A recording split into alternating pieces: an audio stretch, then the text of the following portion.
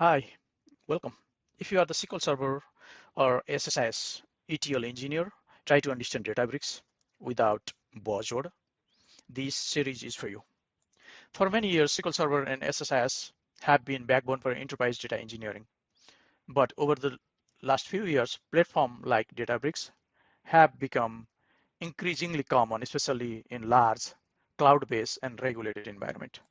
The problem is the most common Databricks tutorials are not designed for SQL and ETL engineers. They are often assume data science background, Python as a first language, or knowledge of Spark internals from day one. That's the reason it motivates me to record these sessions.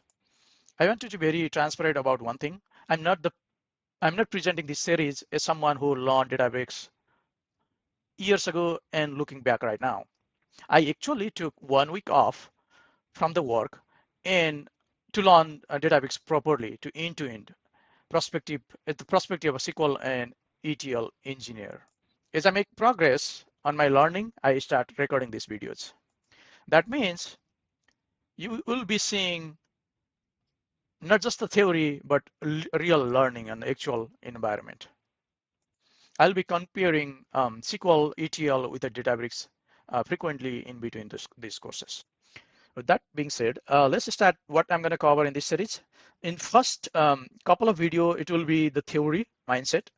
I will start why Databricks exist, and I'll explain how it compares with SQL Server and SSIS, how Spark actually work at high level. So that is our first part. The second part, after that, we'll start demoing, start looking into Databricks SQL for SQL developers, working with Delta table, reading, writing files, where we'll be creating bronze layer, silver layer, and gold layer. And those all for explanation and with the demo as well. And later section, we'll going deep dive into incremental data load, change data capture, how it works in Databricks versus SSIS or ETL, how we can handle the late arriving data in Databricks. We'll be covering performance tuning or performance and cost awareness the later in this video series. Also, we'll be doing jobs monitoring, security and governance part as a part of this video series. With that, what we are not going to cover here is we are not going to cover Spark internal deep dive. We're not going to go deep dive. However, we will be surely understand how the Spark things work. And we are not going to deep dive into data science or data analysis perspective. We are not going to do the Python as a first source. We are not going to memorize any of the syntax because AI is here, Jenny is here for Databricks. So we'll utilizing Jenny to convert the SQL code into Databricks SQL and create some other stuff as well. So this series is especially designed for the people who already know the SQL and ETL background. So there is a lot many things to cover. If you see this document, I have learned a lot here. So I will be sharing all of this with you. Let's get started. What is Databricks for SQL and ETL engineer? In this particular piece of video, we will understand about the Databricks. What actually Databricks is. Is the Databricks is database or is Databricks is ETL or both? Those kind of question we'll answer. We'll understand why Databricks. Is there any actual issue going on with SQL and ETL environment? We'll go through that. We also understand what kind of data landscape is changing. We'll go through the little bit of history behind the Databricks, how Databricks is emerged, right? And also the next step we'll be going through Spark, Python, and cluster and etc. About that is directly related to the Databricks platform. Do we need to know them? Right, and also at the end of this video, we'll be covering is Databricks is better than Microsoft Fabric, and how we can compare SQL or ETL tool with the Databricks. So those kind of question we'll be answering in this particular piece of video. So stay tuned.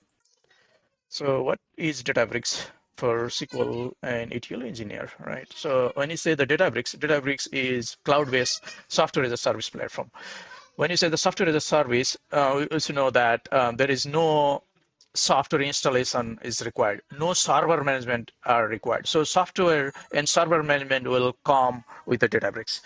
So basically, we need to focus on writing a code. So all our SQL code, all our ETL pipeline to create the reports, we will be doing all in one platform.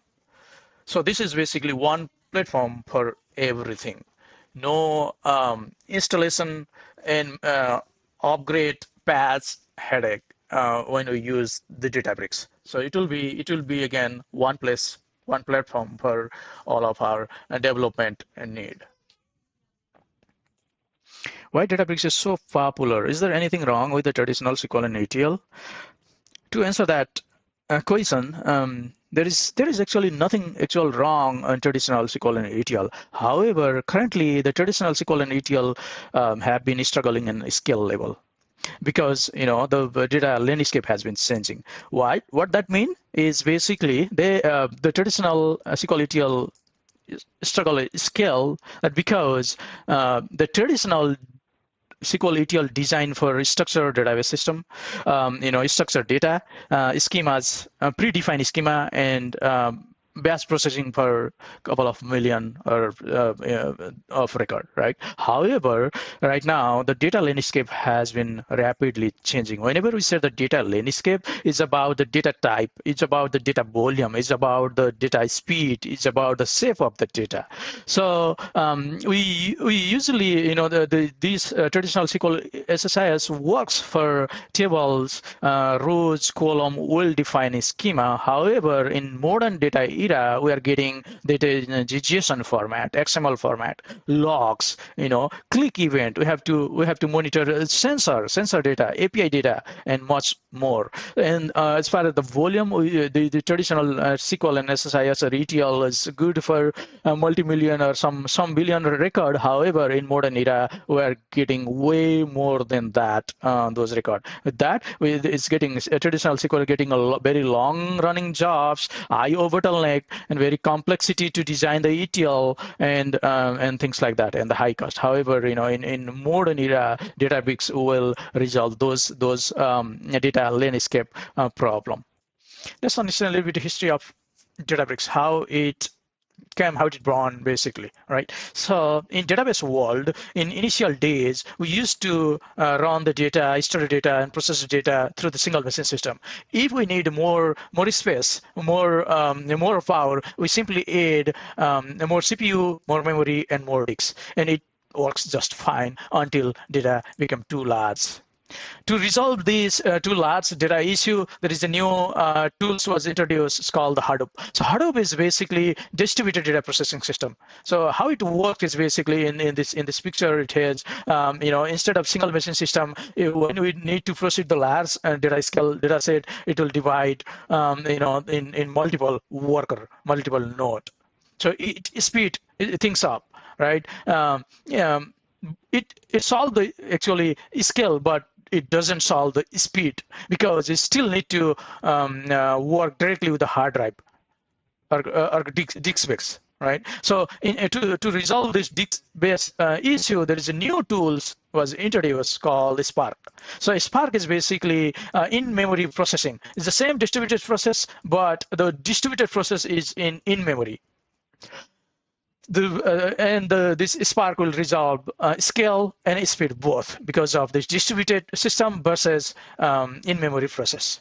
However, it has another issue to manage all of those. So people personally need to go and set manually everything, which is a little bit complex, and people need to learn so many things behind the scene of to architect this system.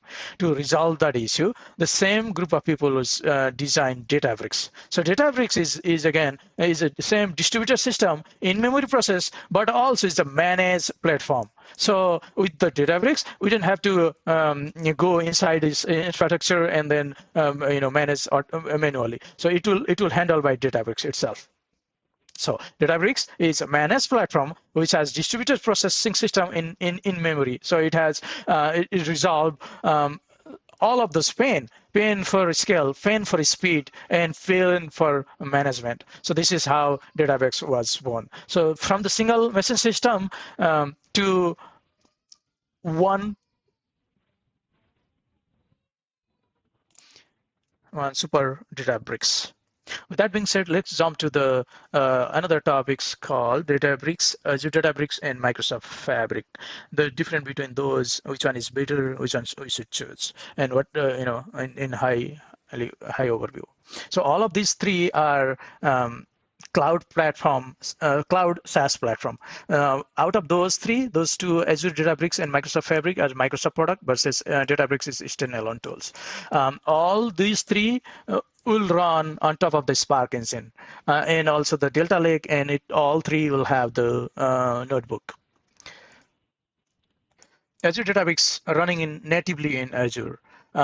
It has Azure feature integrated like Azure Active Directory, Azure Networking, Vault Key, and security control, etc. When people say the Databricks in Azure project, they mostly talk about the Azure Databricks. So Azure Databricks will have more enterprise integration level, like for security and other tools integrated. When we should choose Microsoft Fabric on top of those three things is basically if you are looking for more lift and shift migration, data engineering, SQL analytics, Power BI heavy infrastructure, or governments required, then I think we should go with Microsoft Fabric compared to Databricks. However, if you want to go for a massive Spark workload, streaming real-time data, AI and ML pipeline, multi-cloud strategy, then you should go through the Databricks instead of Microsoft Fabric. So those are high-level differences and comparison between similar three product in between. So which one is the best is basically it depends on need and the decision based on the company or team they made. So these three are equally capable to do the same thing. So there is the comparison between those three stuff right here. All right. As of now, we try to understand about this Databricks. Also, we talked about how Databricks was born, what is the history behind it, why Databricks was needed, why existing traditional SQL SSIS ETL tool is struggling, and so on and so forth. The next episode, we will be deep diving Databricks architecture. We'll be talking about the cluster, driver, executor in detail. So stay tuned for now. Bye for now. In the last episode, we answered why Databricks exists, why Databricks is so important in current data world. We also talked about the Spark. Spark was behind the scene actor of the Databricks, right? In this episode, we'll be answering how much we need to know about the Spark. All right, we will be deep diving about driver, executor, cluster, etc. This can be overwhelming at the beginning, but I'll try to cover this in the simplest way that I can. I also try to compare the Databricks with the SQL execution plan as well. I'm sharing my screen. This is what Databricks Studio look like. So we don't need to install anything. It's always do www.databricks.com, and this is all we need. And in this page, in left-hand side, there's Workspace. We'll deep dive where Workspace is the space where we play around all the notebooks and things like that, right? And there is a recent tab. There is a catalog. Catalog is like a database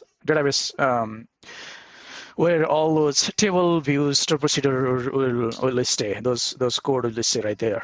And the jobs where we can schedule those note to run on some frequencies. So job and pipeline will schedule here. Compute is the computer, is a Spark behind the scene, behind the hero. That's the compute right here. There's similarly there's a marketplace, right? Things like that. On top, there is this source menu where we can sort the notebook, table, jobs, dashboard, etc. We can directly source from here. And then also there is the setting tab where you can do multiple setting like compute setting, other security stuff change. Similarly, one important stuff that we can link these Databricks into GitLab repository from here. So those are the setting. And when we talk about the architecture, high-level architecture, let me go here. So we just see how this workspace look like, right? And but behind the scene, there will be the Spark engine. When you write the code, asks to execute something, the workspace will give an order to the Spark engine, and the Spark engine will have the driver and executor. And those driver and executor will perform this work and display the result to the workspace for us. However, and there in a Spark engine that doesn't actually store the data itself. So for data storage, we have to link, separate storage. Like in cloud storage, there's LDLS for Azure if you want to use Azure database, or if you want to use AWS, there is S3 bucket and things like that, or many more. So these three are the separate thing work together, make Databricks smart. So the same architecture I have designed, or I have rewrite in my way, just like this. So in Databricks again, on left hand side in menu, we'll have the workspace, catalog, compute, jobs, and etc. In upper corner, there is the source box and setting box that we can do multiple setting. And middle, there is where we can write our code like SSMS. We'll be doing through the notebook where we write the codes, SQL code, ETL pipeline, everything. And then we can run this code from here. We see the result. We can see the result through the chart or graph as well from here. We can make it in the same Databricks place where data engineer, analytics, or other people can come and play around. This is one place it steps up basically. But when we write the code into this notebook on a workspace, actually what it does is it doesn't execute by himself, but it asks to execute those code through the cluster. Cluster is computer, right? We talk about the Spark, right? So this is actually Spark. So this is a Spark. The Spark will have a driver and workers. The driver is basically will deep dive a little bit in a little bit, but this is a computer where driver and worker exist. Based on what we give, what we order, what you ask to do it. Based on that, it will generate the cost as well. So that's the compute. That's a separate thing. And so similarly, as I mentioned earlier, compute doesn't store the data by itself. So to store the data, it should have the storage, separate storage, where all the table files will store. So again, it is stored in table file actual data in separate storage that we need to link to the Databricks. So whenever you see the Databricks is basically three things. Again, this visual diagram, there's a cluster, which is Spark, and then storage. Those three things is main thing for the Databricks architecture. They work together very nicely. Let's deep dive into a cluster itself. What is cluster? Let's understand a little bit more about this cluster. I'm gonna explain this cluster like a SQL perspective. All right, let me go. When you say the cluster is distributed computing. For example, there is a very nice example I have seen out there. So if you want to make something like 2,000 puris, right? Puris is something like food. So if you want to make 2,000 puris, and if you want to hire one chef, he probably need to spend 4 hours or 5 hours of his time to make those puris. However, the same time, if you hire 4 or 5 different chefs, you can get the same amount of puri within 1 hour or less than that. So this is what the distributed computing is. So distributed computing again is you can distribute your work in multiple workers, right? So you can get the result same result with in a short period of time. We can think about Spark as a SQL execution plan as well. So I have written left-hand side as SQL, and also we have created the similar activity for the Spark. Again, in left, this is a SQL model versus in right, this is a Spark model. In SQL model, when we write the code, we write the query, we write the code, and it will create the execution plan, or it will optimize the query and create the execution plan. It operates through the CPU or core or computers, right? So a query will run, optimize through the execution plan and proceed through the CPU. Same thing, almost same structure will happen in Spark as well. We write the code in Spark engine. It creates the DAG. Instead of execution plan, there is something called the DAG, DAG in Spark. We need to remember this word, like DAG. DAG is like simply a distributed execution plan. So this DAG is just simply distributed execution plan. So it will distribute your work into multiple executors and give the result. This is how it works, right? Like the previous example, if you wanted 200 Puri, that will to the cluster or Spark, it will give multiple workers, appropriate worker, and perform that result in a smaller set of time. So again, if you understand the SQL execution plan, you already understand the Spark is conceptual level, right? So nothing fancy. Just remember DAG, which is simply a distributed execution plan. That is all the main difference between those two. Let's quickly jump with the drivers and executor.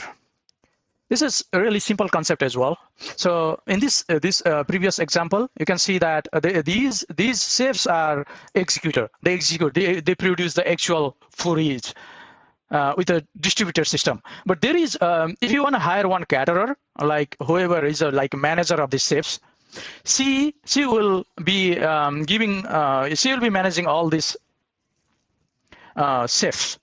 She will hire new safe. She will fire new safe.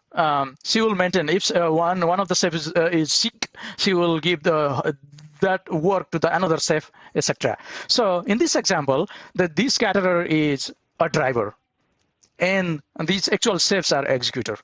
So whenever you say the driver and executor in Spark, we should understand this. We should remember this example. Like driver is a brain or coordinator. Driver is a brain or coordinator, and executor are workers or whoever who does that actual work.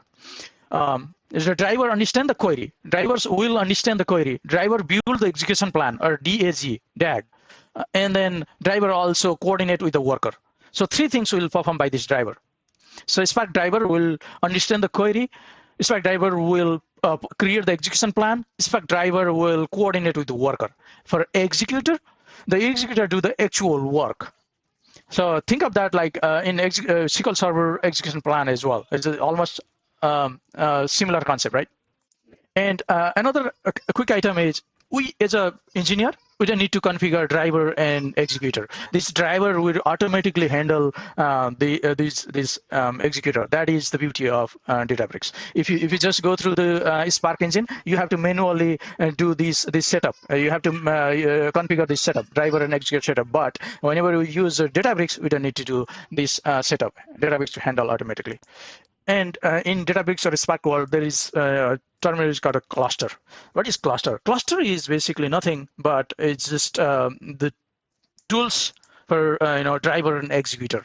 Cluster can have a driver node and executor node. Basically, in this example, these are, like we mentioned, these two are the driver and executor, but the cluster is like it's a owner actually, or who wants to give the order, right? Who give the order. So he has more power over driver and executor. So this is a cluster. This this person is like a cluster. He wants to give the order to make 2,000 puris, right? He can change those to 1,000, or he can change to 5,000.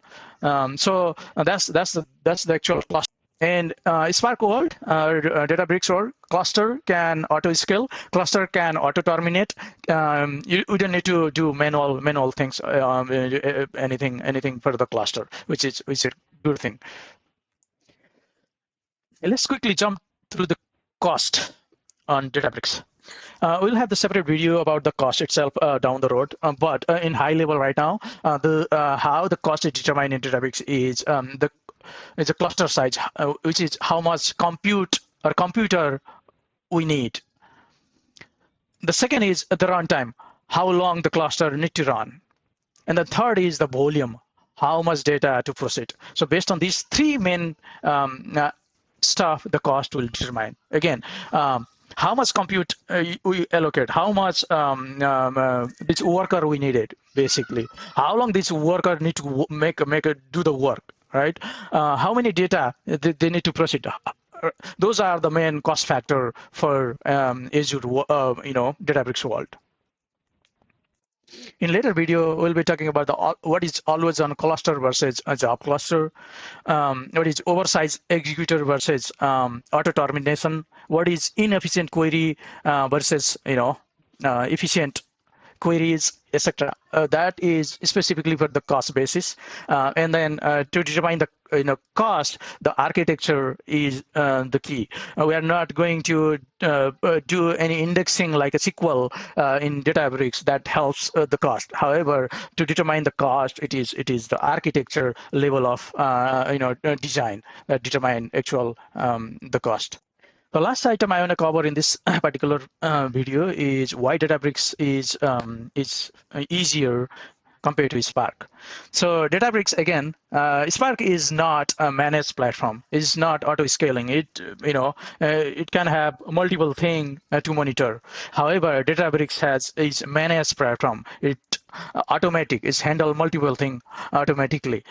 So we have the cost prediction and things like that. So Databricks is much more easier tools compared to Spark. For this example, again, if you want to come back to the same example, if you have an event and if you want to have one cluster by yourself, a caterer by yourself, if you want to have a photographer by yourself, if you want to talk to the decorator by yourself, instead versus you can have the event planner. So this event planner is actually Databricks. Which this event planner will talk with the caterer, event planner will talk with the photographer, event planner will talk with the decorator. Right? Instead of you handle everything like a Spark, you will be just doing a work with Databricks like event handler, and then this event handler like Databricks will perform everything for us. So this is the nice example that I found there about to understand the Spark and Databricks. Let's have a quick recap what we covered in this video. So again, Databricks manages everything around the Spark. Spark is a distributed managed instance, distributed engine. Drivers plan for work, executor do the work. Driver actually plan the work, executor actually do the work, and so on. So these are high-level architecture again about the Databricks. And the next episode will be move on from the architecture to a little bit hands-on on Databricks Workspace, Notebook, SQL, and Python, where it fit together. So we start doing some hands-on right here. With that being said, thank you for watching. Bye for now. The last section, we explained about Databricks architecture. So at that time, we talked about a driver, executor, and cluster in all the component of Databricks. And this particular section will be focusing on Workspace and Notebook only. So what is the Workspace and the Notebook? How those are differences, right? So in this particular, from this particular lecture, we'll start hands-on as well. We'll actually create the all Notebook and Workspace. We'll start the actual basic hands-on from this episode. So before we start the hands-on, I just want to quickly cover that the workspace is in high level the place where we organize our work, all the work. But the notebook is, if you are familiar with SSIS or ETL package, it's like a script or data flow tags or control flow data flow tags, basically. Notebooks is data flow tags. But when you orchestrate those notebooks, they just become a control flow tags. Like you can move around one notebook after another. You can orchestrate schedule change, so you can do those things on Workspace, and then schedule a job so it perform and the work is needed. In notebook, there are multiple languages, but for now we'll be focusing on SQL and PySpark. So those are Spark is the main language. We can also use this SQL and then PySpark. When to use the SQL on notebook and when to use the PySpark for notebook is basically if you are dealing with data transformation, analytics, login, table creation, business role things, you can simply use a regular SQL or Spark SQL there. However, for PySpark, it's always good to use ingestion, file handling, complex logic, to use the helper utility or orchestration support, and this kind of thing we use PySpark on notebook. With that being said, let's go to our browser and create a Databricks. Just type the Databricks free edition on your browser, and then hit enter. It'll give this free Databricks browser. So let me click on this link, and then I just need to click continue with Google or Microsoft. I'm gonna do this. I'm gonna use my the account. Let me do this. Express setup. I'm going to choose that, and I'm going to hit some of these. I'm going to solve the puzzle quickly. Let's see. What is this? Match the number of rocks with the number of the left. There is not 4. There is 3, 2, 1. There is 4. So I think this is the one. I've done verification completed successfully. Let me do tell of yourself. I'm gonna use this Databricks for I'm gonna choose continue. Oh, it sounds like I gotta choose one. Learn the data and AI. See what Databricks can do. Data warehouse, data lake, data catalog. Probably I can choose those 3. Or let's see, ETL and pipeline. I'm gonna choose those. It's currently setting up my free Databricks account. We don't need to put the password or credit card information, which is good. So look at this. This is all the Databricks edge. So like I saw you guys last time, in left-hand side there's all the menu, the workspace that we talked about, where we can do all of our work, and catalog is all the object like table, views, store procedure, and things like that. We can create the jobs here. We can schedule jobs. There is multiple, ingestion pipeline, ETL pipeline, and orchestrate the notebook through the job. Right here that we mentioned earlier. And then compute. When I click the compute is the Spark behind the scene. So it's loading right now. By default, it's give us a serverless compute for us. So this is something. Let me start this serverless compute right now. So this is the computer. This is compute that provided with free. You don't need to pay anything for this. So we'll be working on this Databricks free edition, this edition for our demos. What else? There is a SQL editor where you can write our code like a regular SQL.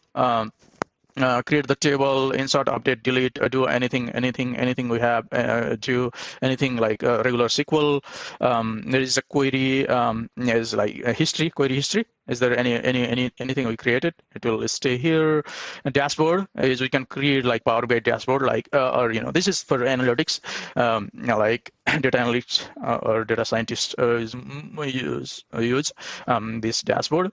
For Jenny, it's AI, and so it's AI for the Databricks. You can ask any question with this Jenny. So once you have the data set ready, you can ask the question here.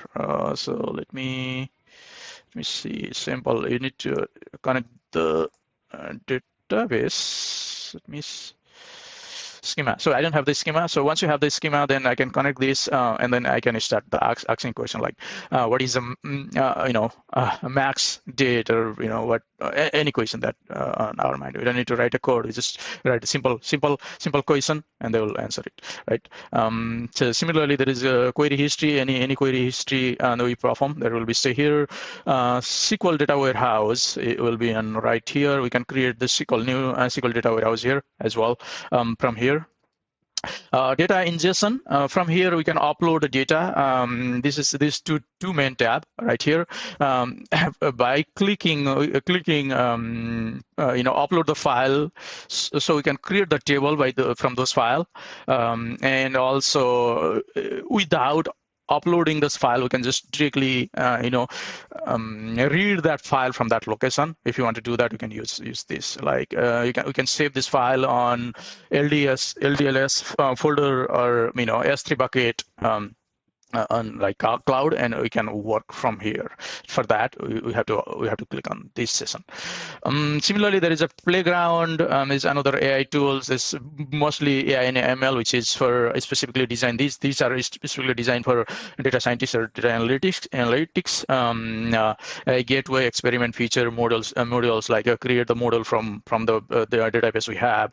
Like I mentioned earlier, the Databricks is one stop shop. So all the data engineer, data analytics, or data scientists all will play around here. So AI and ML is for the data scientist basically, and for data engineer, mostly work for this data ingestion runs and create the pipeline through the Workspace and catalog job pipeline and things like that. So these are right hand side thing. Upper there is a search menu. You can search notebook, table, jobs, dashboard, and things like that. And there is also like and setting option. We can set things like our Git repository. So anything we do our work, it will work with the repo. We can add, if we have the personal Git, things like that, we can set up from here.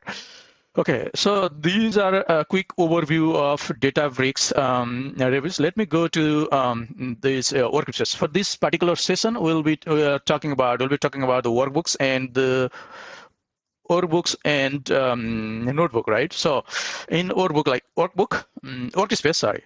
is basically anything we work here. So within a Workspace, there will be there is a in your repo. We can set up a repository like GitLab or TFS, whatever.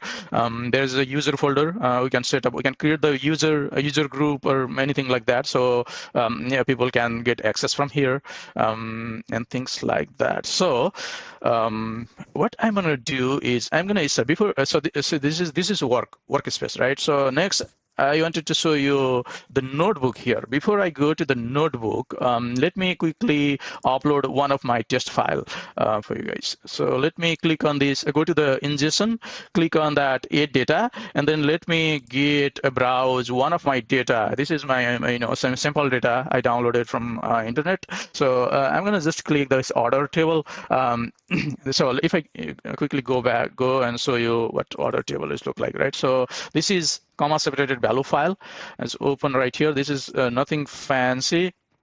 Let's see, it sounds like there's something popped up here, but the order table is reachable as some data in there. So let me upload those data in here. So like in catalog is we can use a Workspace, or we can like a database, right? Catalog is database. We can add a new database. We can have a, but for now, I'm going to use the workspace as a database. For a schema, I can keep in the default schema, or I can create the new schema like a DBO. Let me do on the DBO schema. Create the DBO schema, and then I'm gonna have this is a table name order. I think I'm gonna keep the same order. Let me make like small is fine. I can change the name, anything, order to, or things like that. But let me keep the edges. And then you see there is the data is already populated, already inserted here. You can see the data first column. Is header, and we can also see the data type for each string. If you want to make a change on this data type, we can do so from here. You can just click and change the data type. But however, it looks good to me. And what I'm going to do is I'm going to hit on create table now. So create table. Once I hit the create table, what it's going to do is it's going to create the order table. Once you have the order table created, then we'll start some of the basic operation like insert, update, delete, and views data on to this order table, right? So you see within a workspace, DBO, this is database, DBO is schema, and order table is created right here. If I go back here, if I go back to the workspace, there's and then if I go to the catalog is my a place where all my tables will stay here, right? So for within catalog, there is a workspace database. Within the workspace, there is a DBO schema, and there is an object called the order. So and then if I click the order again, there is a multiple thing we can do from here. So these are the data that we uploaded. This is a basic overview about that table. If I go to the sample data. Click the sample data here, and then we should be able to see fairly quickly. But since it is a our server is a little slow because the free edition. These are the data that we uploaded on order table. If you want to see the details, the detail is we created on this date. The storage is default storage. This is table ID. This is managed table. We'll talk about the managed table versus external table, which is part of the Delta process. We'll be talking on those things in a later session, probably next session or so. And for now, this is Delta table, and there are some properties. You can make change as well. And for permission for this particular table, we can do manage permission, grant permission, revoke permission, and inherited things like that. From here, we can add the policies, anything. Also, the good thing is any table activity, it will stay here. Anything make change, any. Table history will be alter history will be here. So we create that table, so it stay as a history for that table. Lineage inside and quality and things like that. So these are the overview for this table. So let me now what I'm going to do is I'm going to since we are covering workspace and then notebook for this session, let me open the notebook here. Okay, so as soon as I hit the click on notebook, it's just created one simple select star from that table using SQL. Let me rename this notebook as my first notebook. My first notebook. And then, like I said, we have the Databricks will have can run through the Python, SQL, Scala, and R. We have a Python, but we have the parenthesis SQL. So it's parenthesis with this code, we can run this SQL code. If I just hit this run button, and let me do, let's see, it's hello. I should be able to see select star from database, the catalog, and DBO schema and order table. So data should be, I should be able to see the result quickly here.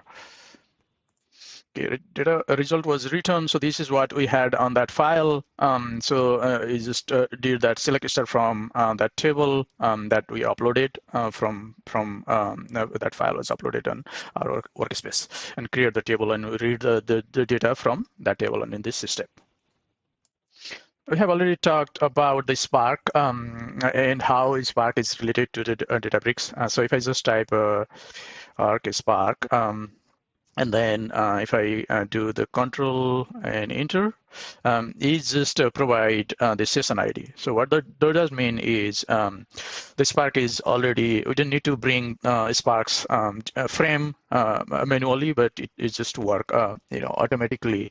It's just automatically behind the scene. So when you type the Spark, and then you can see this session ID, Spark session. And the most important another concept is about the data frame. So Spark works. Let me put the data frame here. We need to understand this terminology like data frame. What data frame is, right? So Spark work primarily with the data frame. So whenever we say the data frame is similar like a SQL table or the result set of a SQL table. You just remember that data frame is nothing but the data set result set from the query. So we'll know more going forward when we start doing more work, right? Okay, so again, let me read. So this is again in the Python code base in notebook. Let me read the data and that from that table that we created. So to read the data, what you need to do is we add the Spark engine dot. We are going to read the table, and we have to specify the table like workspace. Workspace dot dbo dot orders. So this is what the Spark in a code to read that table, the order table. So workspace dbo dot order. So if I hit this enter, it doesn't show anything. But what you need to do is just show the data frame. What you need to do is we need to type the display. We need to display the result. DSPLAY. And display the result. So what to display? To like I mentioned that data frame right here, right? So anything this is our order. Like, hey, give me this result from the order table. So what we need to do is we need to define this as a data frame. Let me do the data frame equals to this, then display that data frame. Right now, once I hit again, it will give me all the result that from that table. Right here. So this is what the Spark and data frame concept. So every time you read the data, you do anything, you can specify the Spark engine, and then I can define that data frame. It can be DOF, you can be anything like you name it. So this is just again like a result set of your latest batch, right? Okay. There is another function called show function instead of display function. What we can do is we can type df. Df is a data frame from our previous result. So we can just show So we have the two option, like we can do the display, and so there is two things. So if you display it should display with this manner. If you just hit the show, it is much faster, but it show it in a different manner. If you are familiar in SQL, there is a multiple way to see the result, right? Similarly, right here we have the show and display. So choose whenever you need. What we can do the print schema from the data frame. So our data was there, and we want to print the schema. Print schema. I can run this print schema and see the schema. So in that table, we have order date, country, order ID, quantity, and price, and things like that. There's this data type and null label. So this is how we can see the schema. Similarly, let me quickly comment that out from here, and let me run another like a count. Let me see the count of that data frame, right? df dot count count. If you want to see the count of that the data frame, there is 100 record in here. In SQL, if you want to see that record count, if you want to match this count is right or wrong, you can just go here. Let me click the new tab, and that's SQL. And what you can do is I can dive. Select COENT count star from Workspace dot DBO dot order. So I wanna count through the SQL, right? If I just run, let me activate the server again here for the SQL. It should show 100 record from that table as well. This is the simply SQL syntax right here.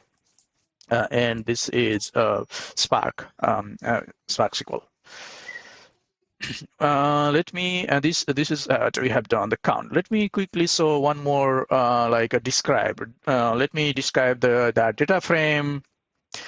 Describe dot so function, and then run that. It'll just give everything whatever we have in there. We can also trim it. We can do any other thing, anything like that from that results here, right?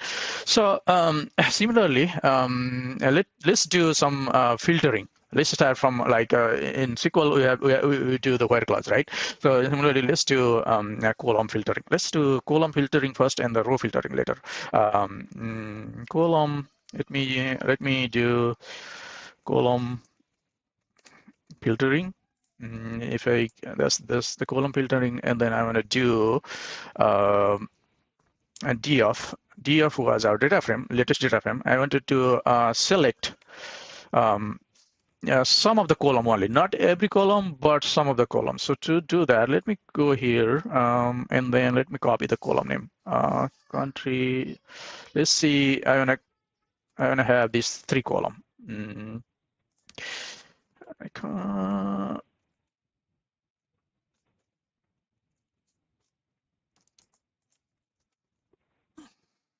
Let me order date, and here I want to see country, in here, and order ID.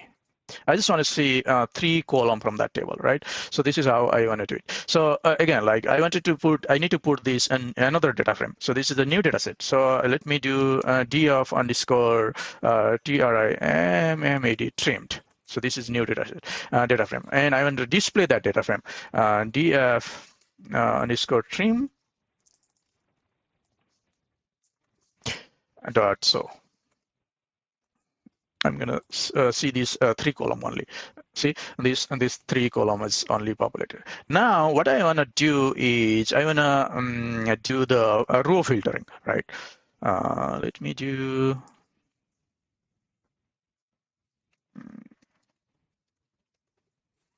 row filtering next. So for that, what you can do is let me df dot filter df dot filter.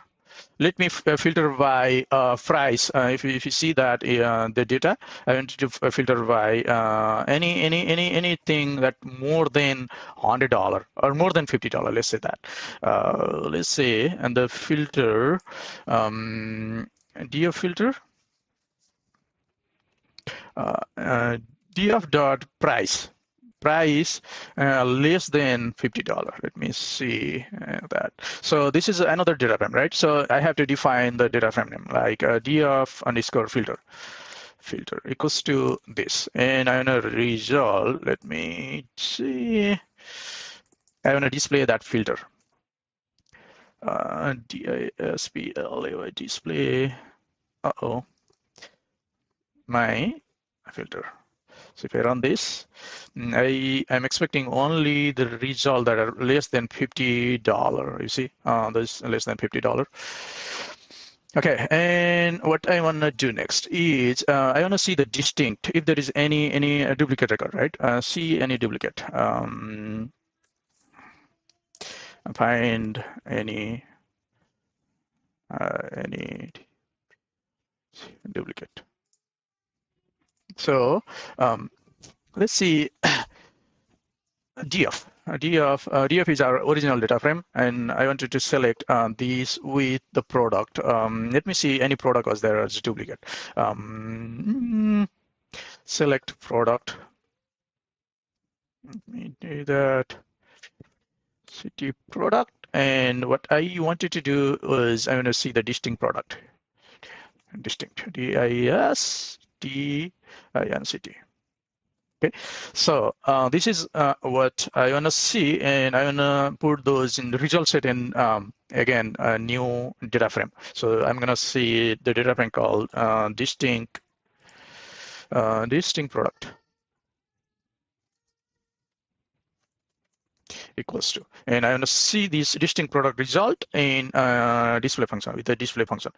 Display distinct distinct product, and if I run this.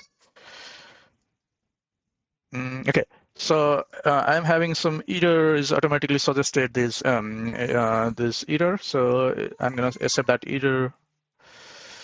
Distinct product. Okay, the error is gone. So what we have done here was we select the distinct product ID and set that on this variable and display that result. And these are the distinct product dataset. Next, what I want to do is let me just copy the code that have. I want to see if there anything, any duplicate all together. Like I want to give all the column name on that table and then see if there is more than one count for that, right? And let me see if there is any duplicate. There is duplicate. So there's a good thing about this is we have debug diagnose error also, and what we can do, we can ask what it will. So function parameter is country code cannot be resolved. Let's see what is happening. Oh, okay. Okay, I understand what I've done here. So basically, what is country code cannot be resolved. What was happened was in this I copy and paste this code. Actually, I have the country column, but on my code there is a country code. So what I need to do is I need to remove that country code. I rename it earlier. So can I run this? Again, it says the price order quantity. Let me see what's good thing is like when I get the error, it's automatically diagnose that error and fix it. The earlier what if you see that the red arrow, I'm not sure if I can zoom it. But there is complaint about the another column, so it's already detected that issues, and then it is error suggestion green. So I'm going to accept that green, and then I'm going to try rerunning again.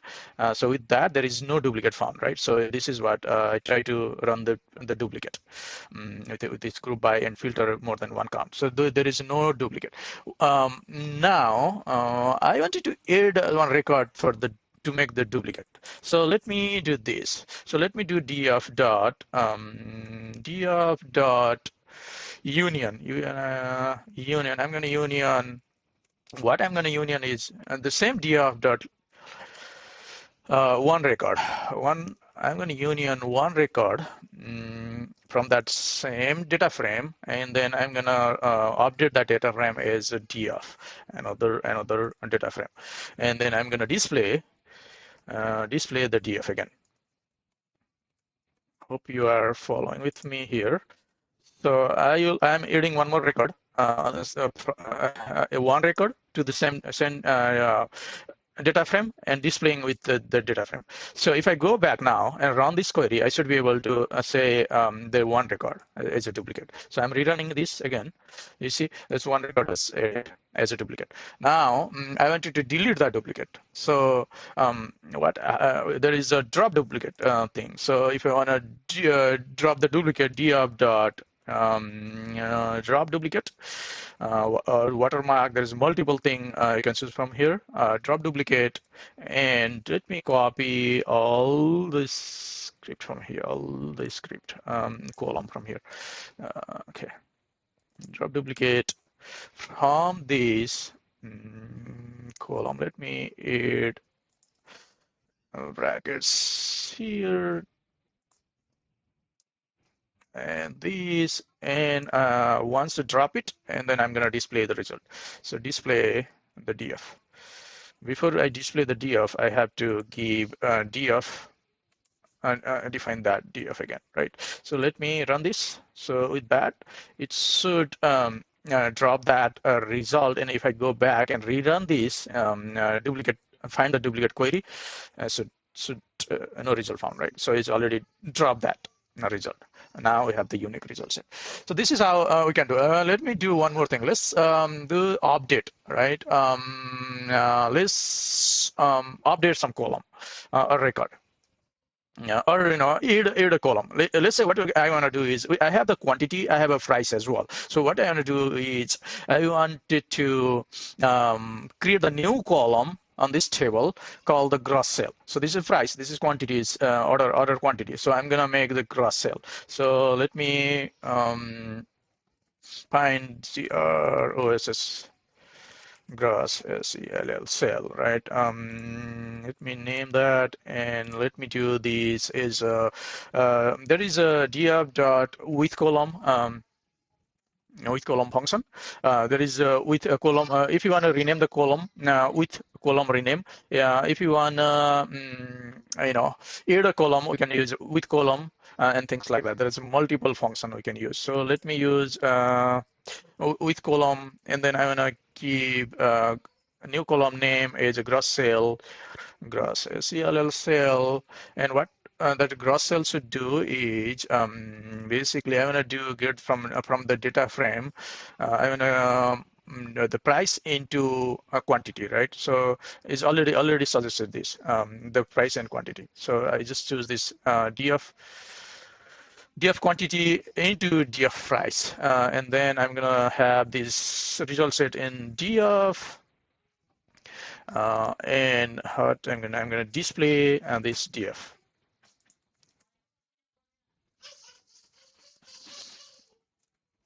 DSPLA display df again, right? So it sounds like there's syntax error. That is because I have to make this in big brackets, but let me see. I'm gonna if I can run this. So there is a syntax error, right? So it's already detected, and that's what syntax error is. I think I missed that by a small quotes here. So I'm gonna accept that new syntax and then run it. Again, it says and there is error. So again, it automatically suggests that hey, fix this. So this is very nice. We don't have to spend a lot of time to about the syntaxing thing. So you see, with that, this table I have successfully added this column. Gross sale column. Cool. Okay, I think we have covered some basic stuff to write a notebook, play around or the table, insert, update, delete, and this, the table function using a notebook. You can save this notebook, and we can have multiple notebook, and then we can run those. We can have the step procedure within a notebook. We can have multiple rules within notebook, and we can orchestrate the notebook as a part of the job. Create and run the job. So those are the main thing, or if I can go that workbook order, there is a TBS schema. We have this, and if I search my previous notebook from here, click on notebook, and then it will detect my notebook. I can reopen that my notebook from here. The another item I just wanted to quickly show you is if you want to do anything, if you are not sure how the code works, there is a Genie is attached right here. So just click right here and then ask your the query in simple language. Hey, give me the expensive, the most exp expensive PRODUCT product. Okay, let me see. And just generate this. It will generate this query for us. So most expensive query, what it did is df order by price descending, and it just select the product and price limit 1, just display 1, and I define on one variable, most expensive product variable, and display this variable, which looks good. I am accepting that and run it. You see, I don't have to write any single code. So this watch is most expensive product from here. That's pretty cool. I think this is all I wanted to cover as a part of these videos. It's going longer. So these are notebooks tutorial. You can what you can do. I recommend you can download again this your Databricks, and then you can upload it on one sample file, get from some internet or create by your own and play around. So you can practice more just like this. So you can build your confidence about the coding, how did this work, what is df, what is show function, what is count function, and things like that, right? So this is really cool. It's really very very great stuff.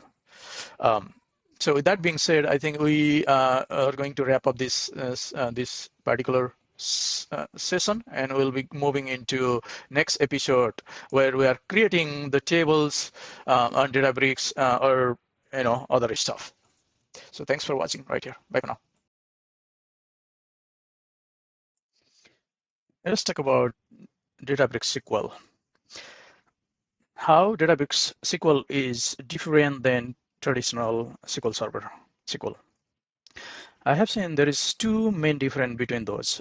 One is traditional SQL is table first, always, versus Databricks SQL is file first.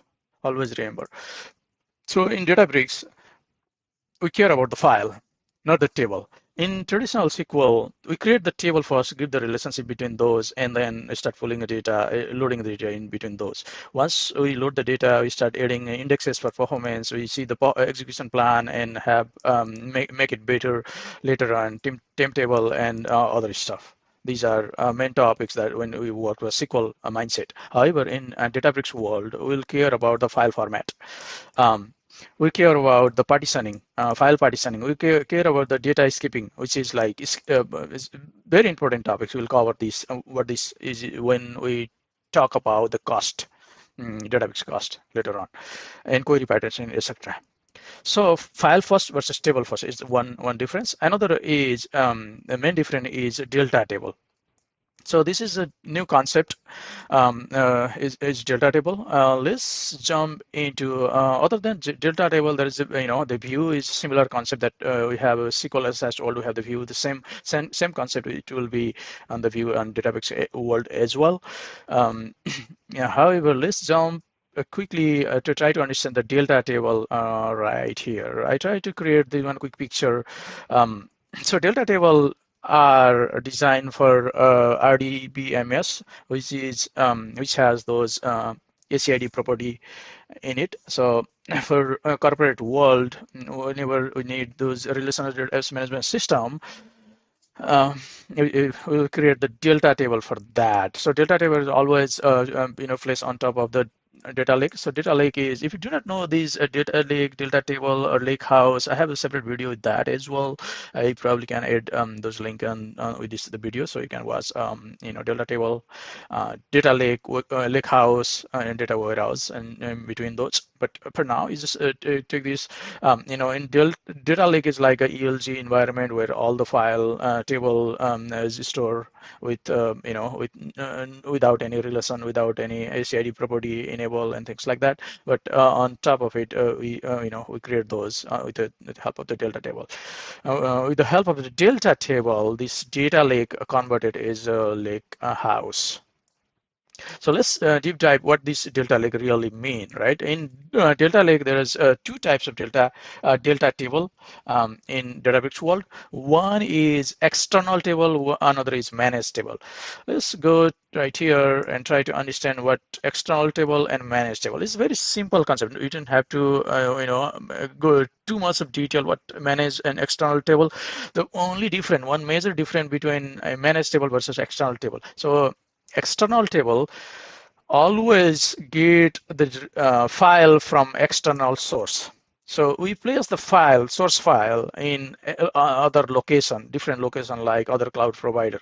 If you remember, like sometimes ago, when we talk about architecture of Databricks, we have mentioned that storage is a separate unit for Databricks. Databricks has the UI where Workspace and Notebook will be there, but in behind the scene there is a Spark engine will do all cluster work. However, that Spark doesn't even have the storage. So for the storage, we'll be having the separate maybe S3 bucket versus Google Drive location, or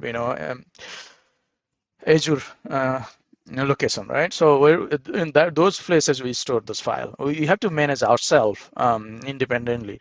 So and once we have the file on those location, notebook will will go in this way. So it will talk with the cluster, and cluster will talk with the storage. So that way, that will work. So again, when somebody talk about the external table, the external table is something the storage with a storage path. It's a separate storage path, and then we have to manage the storage location and file separately.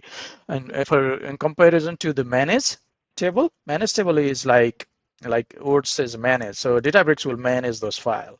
Those files will within the manage Databricks. Another difference is whenever we delete the table from the Databricks, the source file will delete it automatically because Databricks carry this file. However, for external, you can delete and update tables. The source file will not delete it because source file will stay in different location. So those are the difference between managed table versus external table. With that being said, let's go to our Databricks environment and start doing these managed table, external table, and some query practice, SQL query practice right here. So before I go, let me create a new notebook. For that, let me click on Workspace. And then let me create the notebook. And I'm going to say this notebook is, I'm going to give my SQL demo, something like that, right? So we can jump into external versus managed table. Right now, if I go to this catalog quickly, I do not have, I have only Workspace and Workspace one server or database. With that, I have a DB schema, default schema, and this. What I'm going to show you is I'm going to create the new catalog, new database. So let me quickly do that. For that, let me open my notebook as well. Let me open my notebook. Let me see if I can open a new tab so I can play around this. So let me source the notebook, and my SQL demo notebook is just created right here. And what I'm going to do is I'm going to create my catalog using the SQL syntax here. I'm going to create the new catalog, and then also I'm going to create a schema. And let me try to run this one. Let me actually change with catalog name. It's loan and DBO so instead of that. So I just created. I just created. So if I go here and refresh my tab, I should be able to see the loan. So loan was created within the loan is created a DBA schema. There's a default schema and information schema. Those are the default. There's no data within anything. There is no table. So what I'm gonna do next was I'm gonna have a managed table. I'm gonna create the managed table within this loan database, right? So with that, what I'm gonna do is I'm gonna go to the data ingestion right here, and then I will be bringing one file. So it's always file first, right? I'll be bringing the file using this upload file method instead of create or modify table. So the last couple of time, what we did was we created or modified table from here. But for now, I'm gonna upload the file to the Databricks from here. For the same thing for external table, we will be adding or bringing from the external source like Amazon S3, Salesforce, SQL Server, Google Analytics, Workday, and many more, right? We can bring from Jira, Yeah, so you can bring from those as an external to create the external table. But now, instead to create the manage table, what I'm going to do is I'm going to click here, and then I'm going to select. Let me hit the weather data. This is just data. And what I'm going to do is I'm going to create the volume. So that volume weather data, data file, let me name just like that, and this will be the manage volume. And what I'm gonna say, I'm gonna store those in loan database with the DBO schema, right? And then hit create and then upload.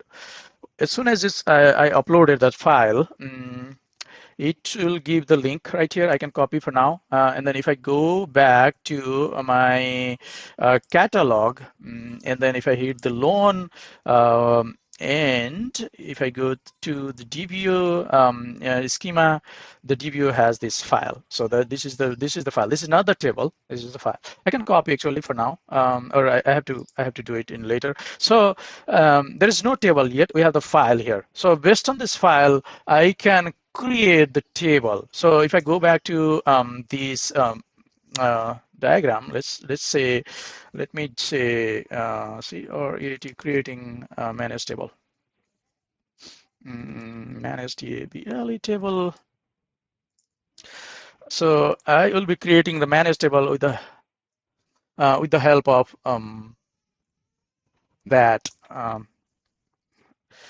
pile, right? So I'm bringing the small code instead of writing myself.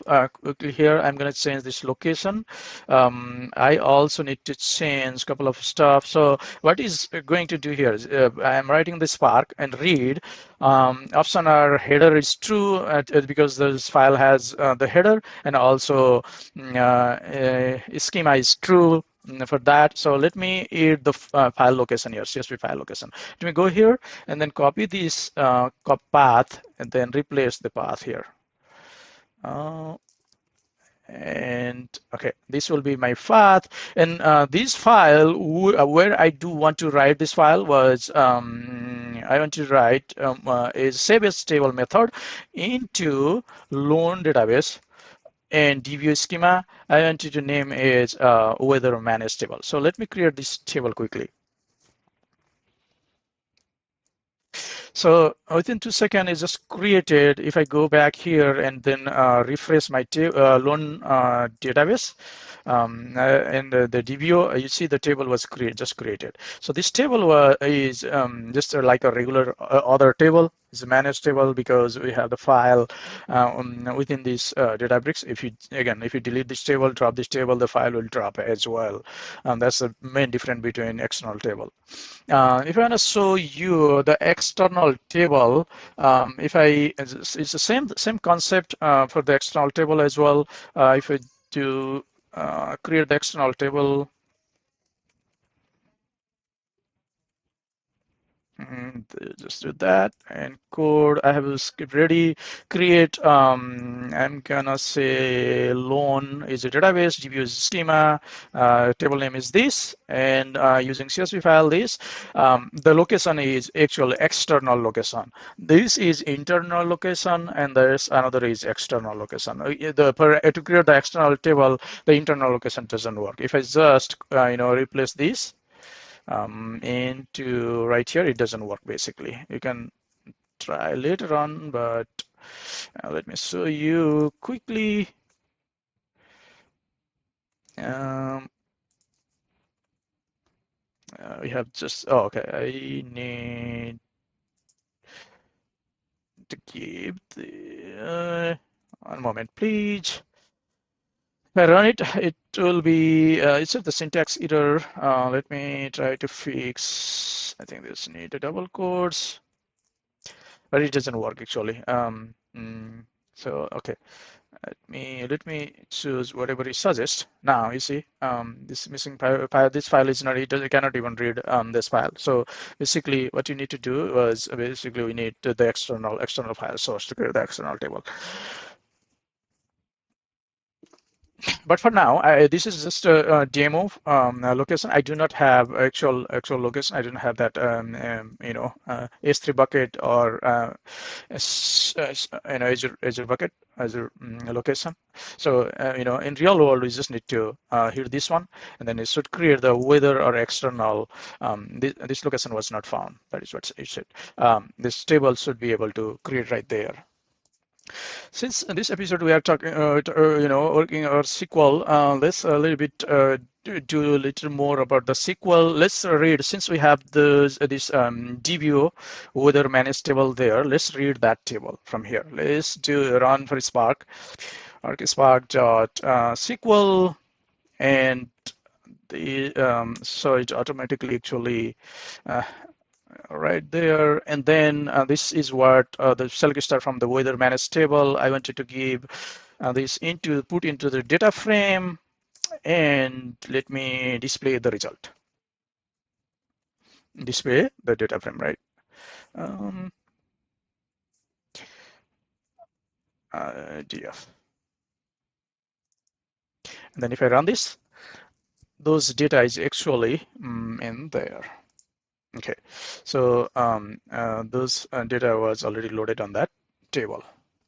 The same thing, instead of doing this SQL, Spark or Python code, we can just do the regular SQL to get this result as well. In order to do that, let me show you this is how to use the SQL.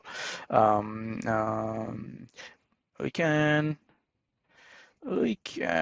this is important. Use SQL SYNTX syntax using parentheses SQL. Okay, so let me show you what that means. So if I, this is the regular SQL, right? So let's start from loan dot, but this is regular SQL. If I do not use parentheses dot SQL, it doesn't work that way. However, if I want to run the regular SQL, I just use this parentheses and SQL. If I just do that, our regular SQL code will run appropriately. So similarly, if I do a couple of more parentheses SQL, let's see, select star from external. And what I'm going to do here was I'm going to do some group by event, and let me do average temperature.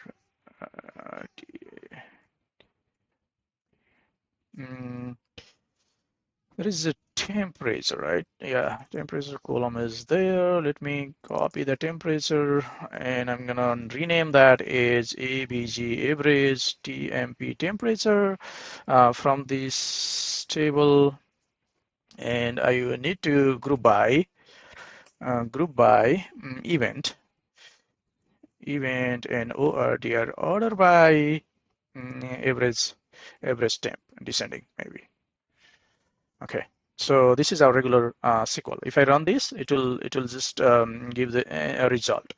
Let me see what is wrong. AVG, oh AVG, not the AVE. That's the average. Alone. Oh, okay. So again, there is either loan DBO, it does not have an external table. We actually have the managed table. So this should be the right table name. Okay, with that, the reader is gone, and run this query, and we got this result. This is regular SQL. Now, sometimes if you want to do the same query into, let's say, using Python API, right? So how do you do that? Let me change the same SQL to Python API. So if I want to change this Python API, what we can do here, I can paste the same code into there. And what we can do is we can do this Spark, Spark dot Okay, spark dot SQL, spark dot SQL, and then I can start parentheses, um, and these right here, and I can do dot SHOW so function. So any SQL code like this, in order to run within the Spark or Python API, you just need to wrap that with the spark.sql, and that is all we need to do. This is all I want to share. So if I run this, it actually run through not the SQL but the Python API. What you have to make a change was spark.sql is something it do that magic. It's wrap that code so it run through the Python API. So SQL code, Python API, and things like that. Let me, I have something I want to cover quickly. What else? Let me quickly do some kind of join. Do you want to show the join? I'm not sure if I have something to show you a join function later on. However, in order to, let me do this. Let me copy on quick code. In here, I have the code ready, so I don't have to spend writing this code. In this code, what is happening is I will be bringing some temp data set into customer table. Also, there is order data set into this order table, and also I will be defining customer table with this name, data type, and etc. Also the order table with a column name and data type and etc. And I'll display this in data frame D of customer and D of order, and we'll be displaying those result is right here. If I run this quickly, you see those what has happened was it's just put this data into this variable, put this data, keep this data into this variable, and create this schema, and then those variable data inserted into this data frame and display the result right here. And if I want to do, let me see, let me see if the SQL work. If I want to, if you see this, there is a two table, like customer table and order table, and both table has a customer ID as a common key, and some of them has a null, some of them, order table has a null, and customer table has a null as well. If I want to do the inner join, let's see if that's gonna work right here using the SQL function. Select this column, rename this right here. Just do this data frame and join this data frame using user ID. Let me see if that's gonna work quickly. If it is work, it's awesome. If not, then what you need to do, because is getting the error D of order is not found. I think that's because we define in a Python API through the Python API, and it doesn't able to fix through the SQL API. So in order to, if you want to change this syntax to the Python API, what I would do instead of going and reading those syntax again, since we have the AI already here, I'm gonna ask AI to change. Please change my SQL code to Python API, so inner zero and join will form with no issue, right? So let me see how it works. I write the code in SQL. I asked to change that code, replace the code in API, and this is what it does. So in the red box is what I wrote. In yellow box, it changed, which is awesome. So what it does is it let me actually accept first, right? And then get the order D of Li as O is joined with the customer Li as C with the customer ID using customer ID, and do the inner join, and you wanted to select these many column. And also, change this country to SIP country and country to cost country, because this countries, two different countries coming from the two different table. Let me try to run now if this is gonna work. If there is any error again, oh, look at that. This is how cool.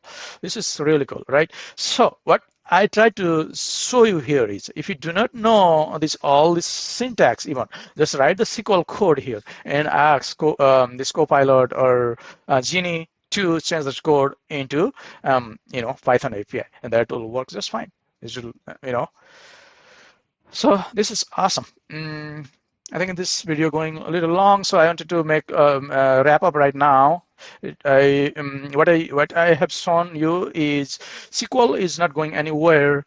Even like there is a Python API or Python code, we can write the SQL and convert the code as easily. Or also in Databricks, we can play around. We can perform multiple work with the SQL code. So those are something that I wanted to cover in this particular video. We'll be deep diving file mechanism in next video. But for now, take care. Bye for now. Hello, everyone. I hope you are still with me.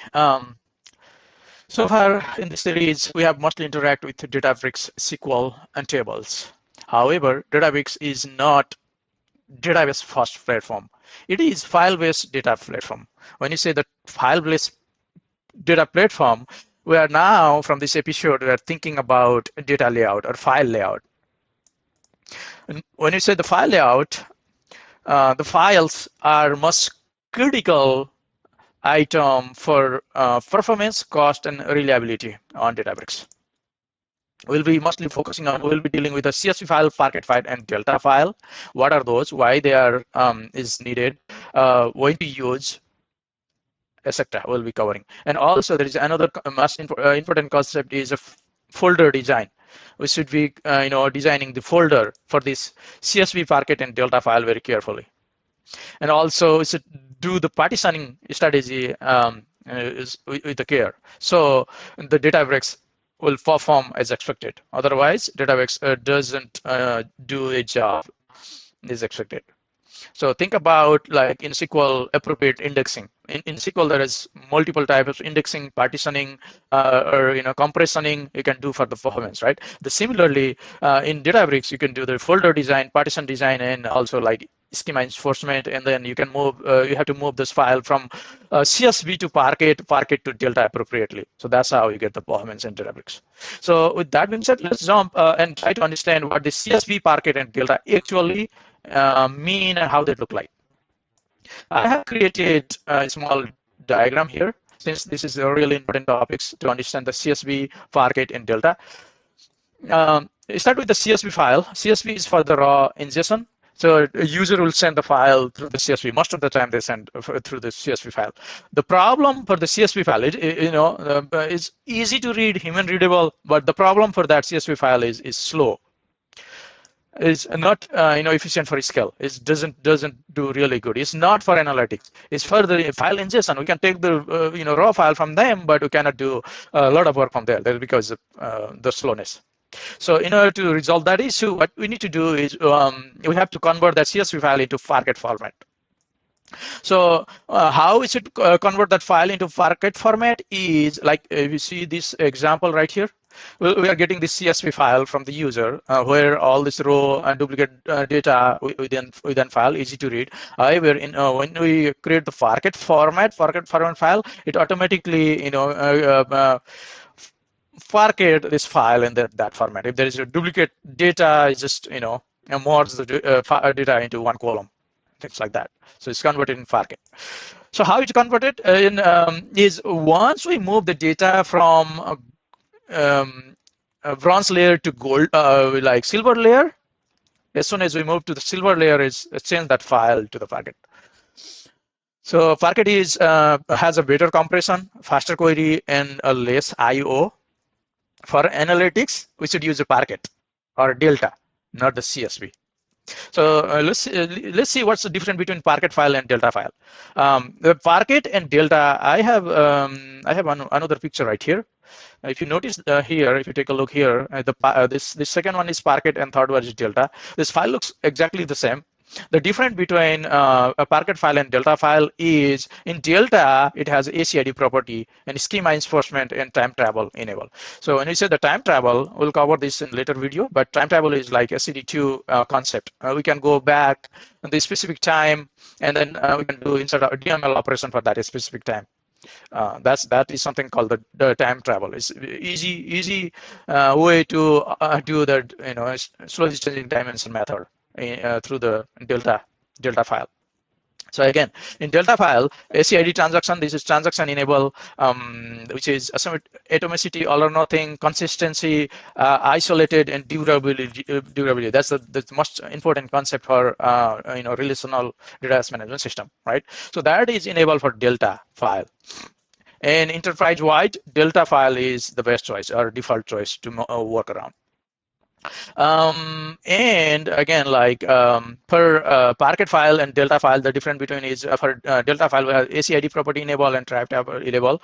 And the most common misconception that we do have was, let me show you this picture. This is something called the Medallion architecture. This is fancy word I would consider. However, it's a very simple concept, not a very we as a SQL ETL developer, we already have implementing this. This is raw data, this is cleansed data, and this is the final data, like dim and fact data, like a view, repository data. So we can talk about in detail an upcoming session about this Medallion architecture. We probably do the demo on those as well.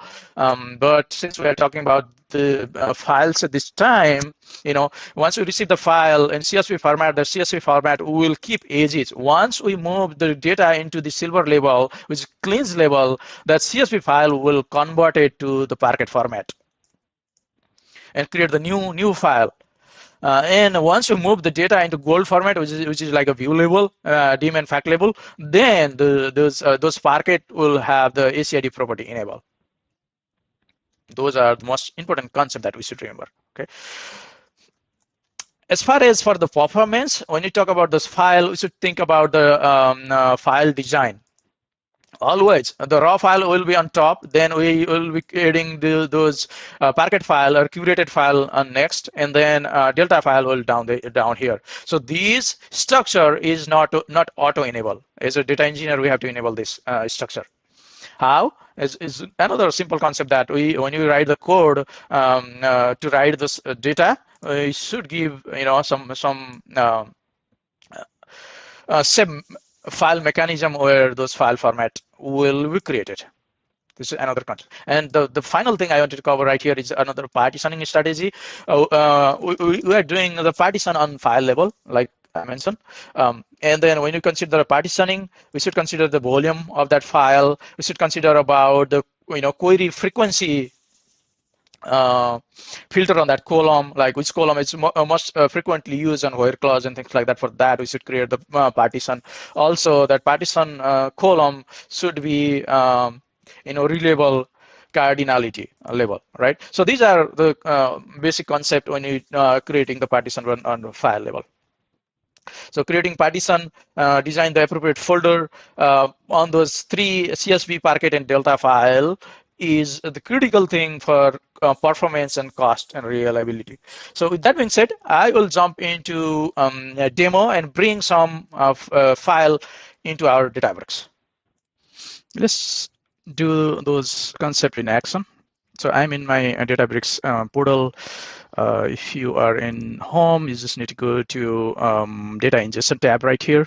And in data ingestion tab, if you remember, we have already uploaded the data file, CSV file using create and modify table, where if you upload the file from here, it can directly create the table from there. And also have done uploading through the volume. So when you upload the data file from here, it kind of is a managed table. It's considered as a managed table. So the file will within Databricks, all those governments will within the Databricks. So it's more secure. But in this episode, we're going to do some external table, create the external table, and see those CSV and Parquet and Delta in appropriately, right? So for that, let me click on this Amazon S3. Actually, I already have the Amazon S3 account. You can create the Amazon S3 bucket. You can go to the Amazon AWS site and you can log in. You can create the free account. And once you have those free account created, you can just click that S3. S3 is where you can, like a data lake, where you can load your file, CSV file. So what I'm going to, I've already created that AWS account, and I'm in S3 folder. So what I'm going to do right now is I'm going to create the bucket to upload my test file. So I click there for create the bucket. I'm going to give a universal name. My intention was to upload one of my test file, like let me upload a company stock file. So I have this file in my local directory right here. And then what I'm going to do is I'm going to upload that file, the sample file, onto that Amazon S3, right? So name is, let me name as a Dilip. What is the name again? Company stock. Company STOCK stock 001. So it is a globally unique, so I just name just like that. And I don't think I have to just create the bucket, hit the create the bucket. Everything will be the same in there. So I create the bucket, and now I can upload that CSV file into this bucket. So this is my newly created bucket, right? So I'm gonna add a file, click on add file, and go to my download folder, the company stock file. I'm gonna click that right here. It will take some time to fully upload it, upload this file. But meanwhile, what I can do is I can click on this and click on upload. And this upload successfully. So let me do, now I can go to, if I click here, the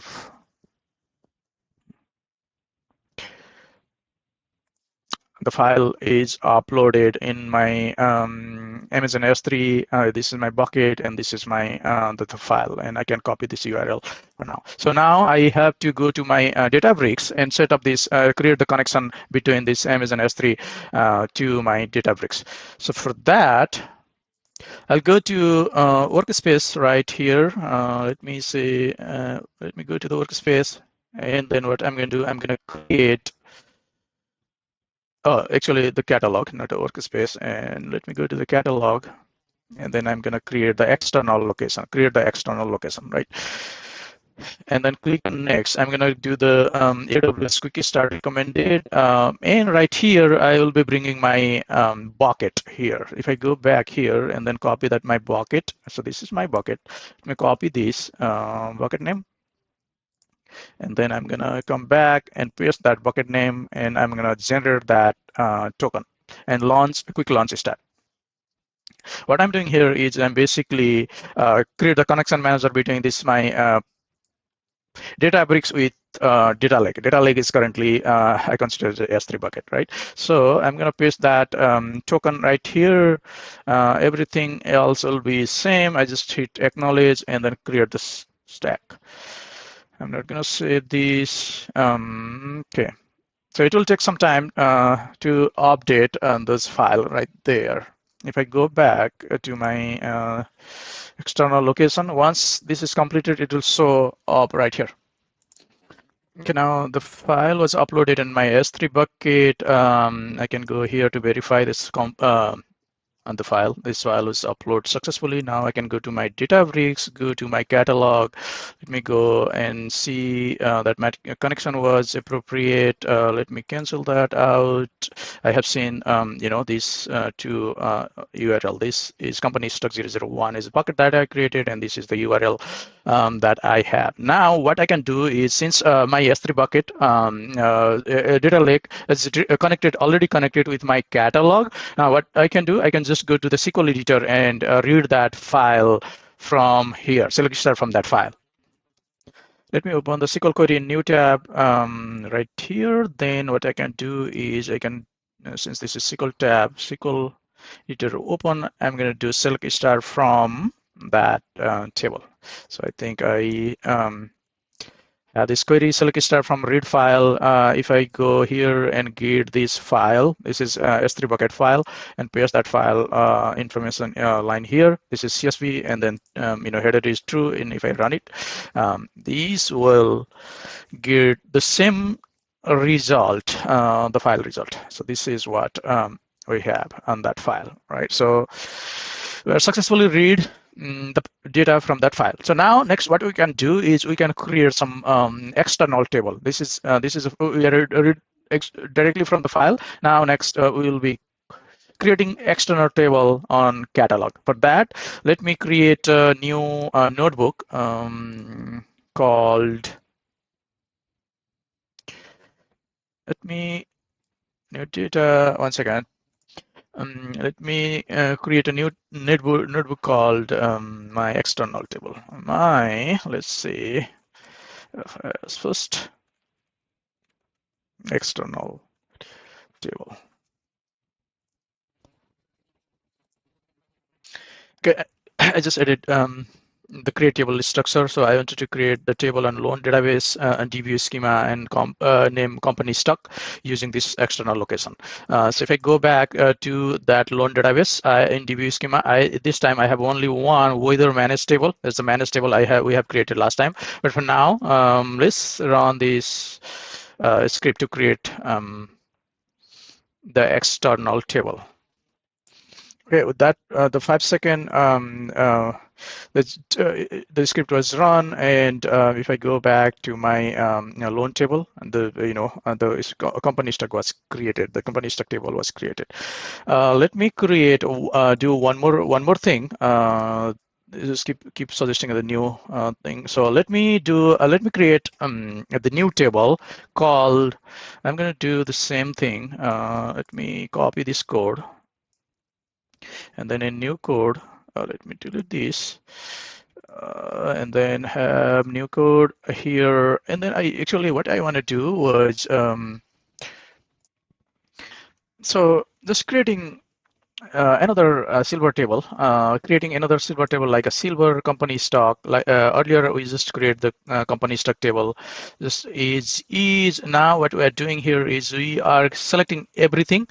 Plus, we wanted to create some ad hoc column like current timestamp, file name, and UID for the uniqueness, right? From that particular S3 bucket for the CSV file, header, and this. So I also did run that one earlier. So now it's let me, if I just rename this name, I'm going to run again. So Silver Company 2 was created. If I just verify those table, if I go and refresh my table here, I should be able to see multiple table within this DBO schema. So if I just drop down, there is already company stock, silver company stock. If I click one of any, and then I go to the sample data, all the data will be available here. Okay, so those data we can see from here, as well as for another silver company stock data all available here. If I go back, the same data, since it's already delivered, if I click on detail, you see this the external. This type is table is external table. This managed table, if you remember this table we created yesterday, it was managed table, versus the company stock was this table was the external. We can do the permission policies, history, etc. from here. Let me go and make some changes on this table. You can see the data from here as well, like define the data frame and display the data from here. So this is how we can do. And finally, one item I want to quickly show you is I'm gonna update that stock silver company stock to table. Update this table, set stock price to 5,000 and company for so any Apple company stock I wanted to set to the 5,000. So I'm gonna run that script, update this script. So I make these changes for company stock 2 is update was completed. If I go back here and then company stock 2, click on here, we can see the sample data. And if I go and see the history tab, you should be able to see some history. So at the beginning we create the table, then is just now we make the update. So anything we make a change on that particular table, this will keep on history. That is one very important thing that we need to be consider. So history will create it. Anything we make a change, this will keep the history. Any insert, update, delete, or any kind of YAML operation on this table is good.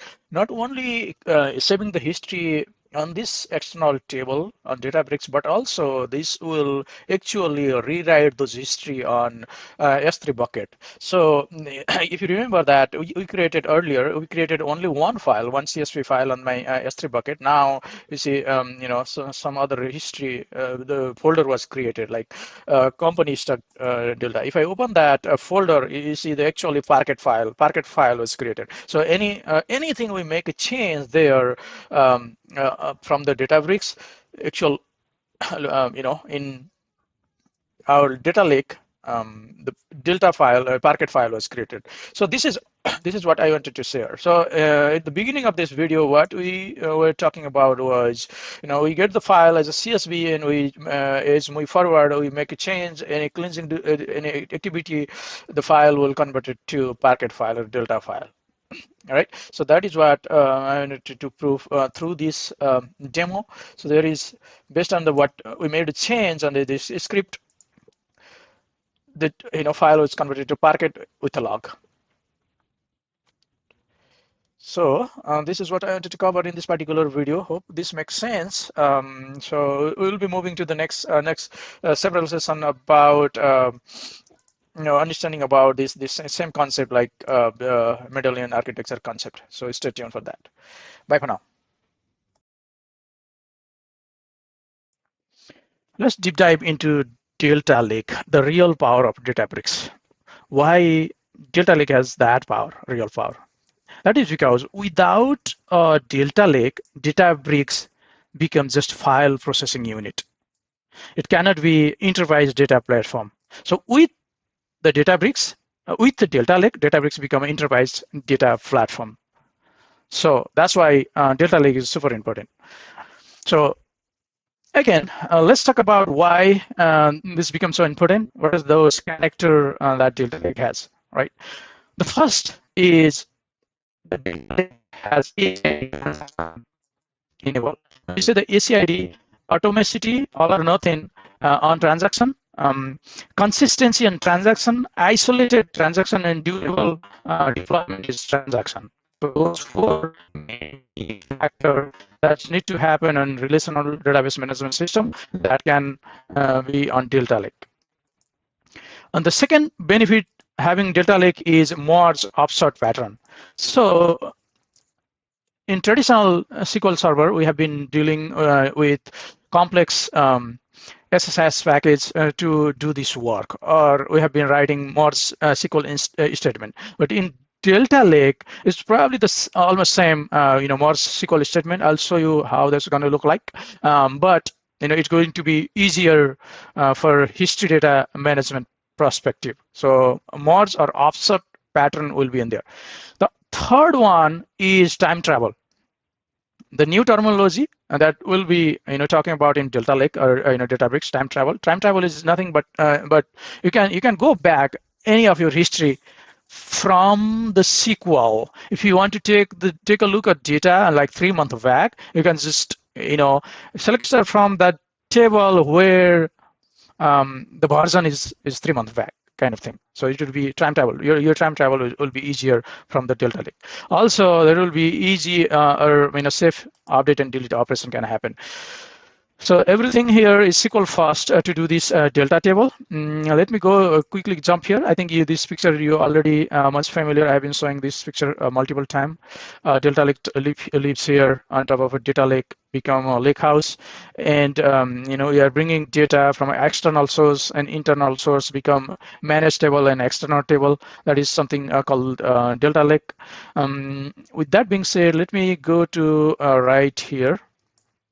Again, we have created this picture about the Delta Lake. Delta Lake again has ACID property enabled. Also, it has a transaction log enabled. Also, version is auto enabled. So we don't need to do anything specifically. So it will already get those version. So if I want to quickly show you, if you want to quickly see this. Like in my last demo, we created this silver company stock table, right? So if you want to see the history, how many times that was created while this is running, I can show you from here. So this is our source. If I click this delta table, this many time the table has changed. So you can pick up any time and play around from that point of time, right? So if I go here again, hopefully it's refreshing right now. Okay, so you see all the history as is skipped. So initially we created the table, then we updated the table, we inserted some data, we updated again some data, we deleted some data and things like that. And it gives the read version. So the first version is mine, this, and 0, 1, 2, 3, and so on and so forth.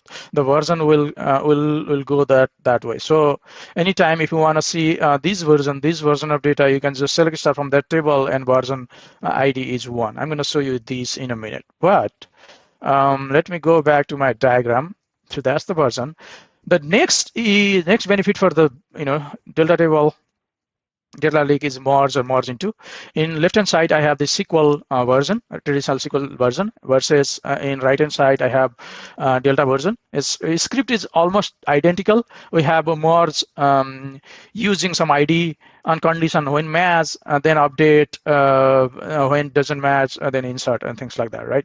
So it is the script. So we can this is, I think it's already familiar script. So doing this merge in merge activity in Delta Lake should not be any issue for whoever already familiar with the SQL Server.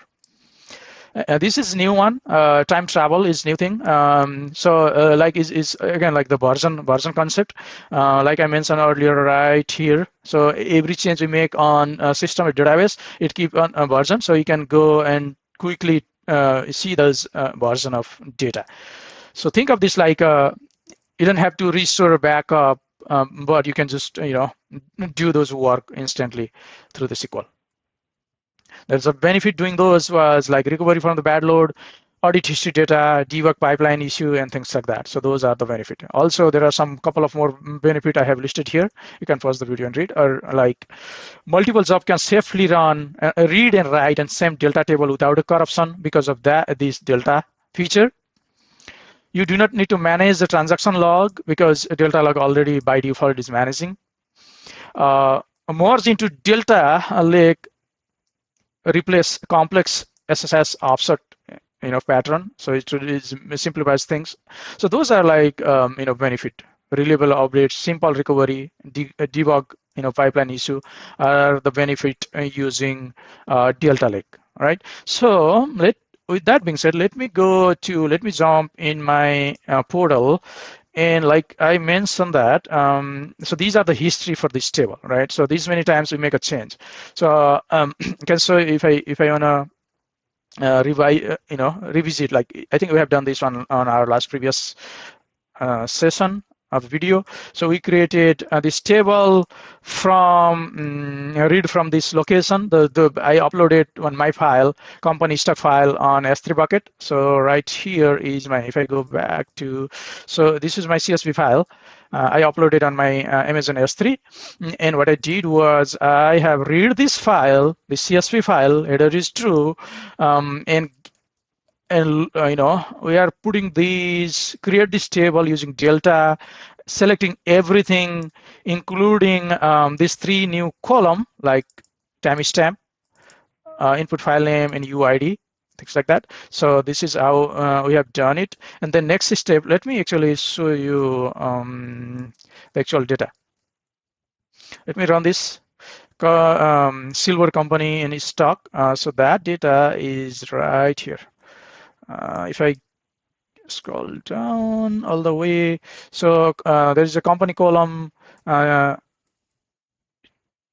then stock price, cap billion, PE ratio, and things like that. And these last 3 was derived column. I added this, source file location, ingested it, like when is inserted the data as a time frame, and then ID. And this is a uniquely identified ID. So this is what I have inserted those record through this script. And then after, what I did was I updated that Apple company. So if you see here, yeah, I think let me just go to Apple and run it. So there is a 5,000. Let me update that 5,000 to, like, let's say 5 million, right? Oh no, it's too much for the stock price. 5 million. Let's say 100. Let me update to 100 for that stock price for Apple. And then let me run. There used to have 50,000 now. Let me run the select start from Apple. The stock price is 100 now, right? Again, I was inserting some record here, like let's say some additional record. I can insert again on this particular table, insert into this value. Data was inserted, and I can let me run that result set. Let me run that. I think if I run that, the new inserted record will be in here. This, you see this Netflix 2, and this was inserted. That was I inserted right now.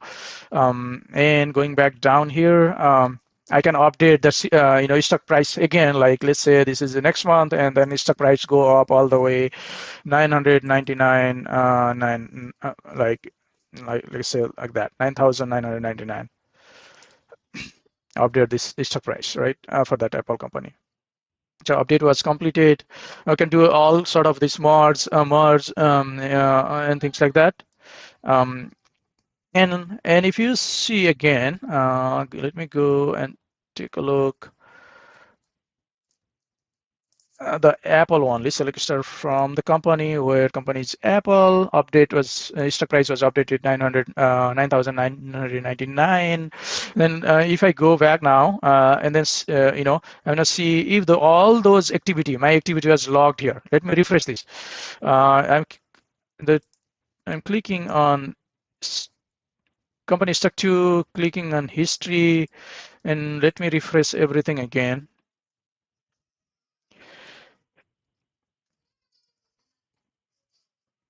See all the history. There are multiple histories now. Now I used to have a 4 history, then I make more sense on this table. And also not only there, but also because my table was my actual file was in S3 bucket. There is this folder created, this CSV file.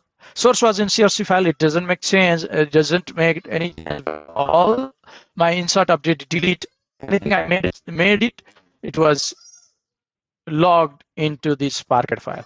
So it's created all new Parquet file. So this is how it's working. And if I want to go back here and try to tell you how time-travel works, is basically if I go back to my notepad, and let me go here. Okay, this one. So select start from my company stock, where company ID is this. But what I want to do is, so if I just do, if I want to just see these all record, Apple record, this is what you can see. This is the latest record. However, if you want to do the time travel, like let's say how much the stock price was on, like in second version of the table, you can just do the version of 2, and you see in version of 2 stock price was this. Let's see how much was on version of 3. The version of 3 data, and let's see how much stock was there. Stock price was there. You see the highest price, 50,000. Let me go to all the way 6, version 6, and see the stock price. How much was the stock price at that time? It's 100. Let me go and change 7 on the version and see the data. How much was at that time? It's 900, now 9,999. That's pretty cool. So this is what time travel is. This is very powerful. We can do many things, many things to the data analysis, bug finding, and many more. Right. So this is I think all I wanted to cover in this particular video. Next video will be going to jump into actual bronze, silver, and gold architecture. When I say the bronze, silver, and gold architecture, this is what I'm talking about. This is a Medallion architecture. You look at this. Looks really cool, right? But the concept wise is very simple. Every SQL or existing data engineer, they already work on this concept. But we'll deep dive on this on next episode. Thank you for watching. Bye for now. Up to now, we have learned Databricks fundamentals. In this episode, we're moving into real data engineering. We'll be covering bronze, silver, and gold pattern, which is called the Medallion architecture. The concept-wise is very simple, straightforward, but this concept will replace the existing traditional ETL system like SSIS packages. So everything we have done in SSIS package will be replaced by this Medallion architecture in Databricks. So let's take a look a little bit in detail what that mean. So let's keep it simple. Bronze is staging table. So it's a raw data. You are just keeping raw data without a lot of change. It's just for the traceability, to tracking purposes. So if you want to see what kind of file you have received like 3 months back, then this bronze layer is good for that. So we'll be keeping the history of the source. So that is something we named as a bronze layer. The silver layer is actual data engineering. So anything, cleansing, correction, deduplication, standardization, implementing business rule, apply complex transformation, everything end to end we will be doing within this silver level. So start from cleansing to doing all those aggregation and final complex business logic will happen in silver level. This is basically, we can call it the cleanse table as well in traditional environment. The good practice and silver level is, we should create an error table. If there is any error happened, those errors should go into error table. That is another thing we should think about when we design the silver level table. And the silver level is the table where downstream team will start trusting. They are not going to trust this bronze because this is source as is. Downstream the user, they will start looking silver level. However, the gold layer is, like name suggests, a gold is a aggregated data in warehouse. Like if you work with traditional system like DIM in fact data warehouse table, this is just like that. The final table, report ready data. The one important thing we should consider on gold level is we should not add any complex transformation logic in gold. If you do that, that will be cost heavy, and there will be many other problems. So any of the business logic change transformation need to happen, that should be in silver level. If you make any change on silver level, that will refresh in gold level. The data will refresh in gold level. It's going to be a little different than traditional system. In traditional like if you want to fix older data, there will be some complexity involved. However, in this Delta Lake system, on this system, there is little easiness to update historical data. So these are the high level bronze, silver, and gold concept. Traditionally, as data engineer, ETL developer, everybody we have done this work, but it's just name little fancy, I believe. It's just called the Medallion architecture. We'll just keep it simple. And next, what I'm going to do is I'm going to quickly show you, if you think about the SSIS packages, you can compare with a Databricks if you want to compare with the Databricks. If you know already control for tags, in Databricks, there's something called the job or orchestration. If you know already about the data flow in Databricks, we can call something called the notebook or Spark transformation. And for these bronze, silver, and gold, already in, if you know the SSIS, there's state stable, clean stable, and data warehouse table, final table, right? So the same concept is in this medallion architecture, nothing new. With that being said, I'm gonna jump into my um, catalog, my Databricks, and then I'm gonna show you how we can create those medallion architecture right here. So for that, so what I'm going to do is I'm gonna create catalog first. I'm gonna create the new catalog called retail project. So before I create that, what I'm gonna show you is I already downloaded some files like retail customer, retail order, and sales. This is this file. I'm going to upload this file and I will show you step by step how we can create those gold, silver, and gold level of architecture.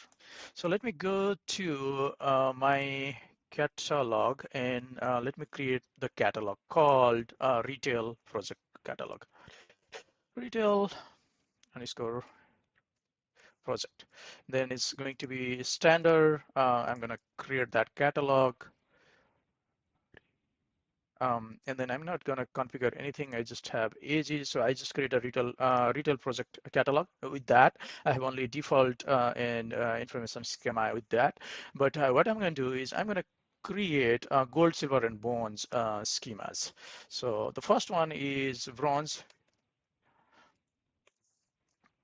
I create the bronze. I'm going to create gold, another one, or silver, and then I also I'm going to create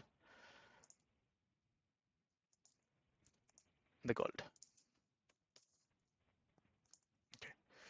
All right. So I created three schema, bronze, gold, and silver. Those default and the information schema was already there is by default, right? So within bronze, I don't have anything. I don't have any table within those. So what I'm going to do is next, I will be bringing this to do retail customer Messi and retail order Messi CSV file. So these are like just a source file. This is just raw data. Let me, if I open this, and if I want to show you.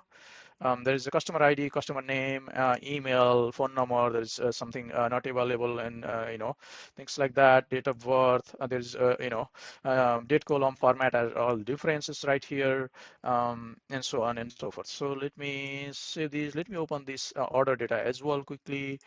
And let's see, order. I have an order ID, order date. You can see, I can see this data in way different format. Product ID, I have seen there's blank here. I think the ID should not be blank as well.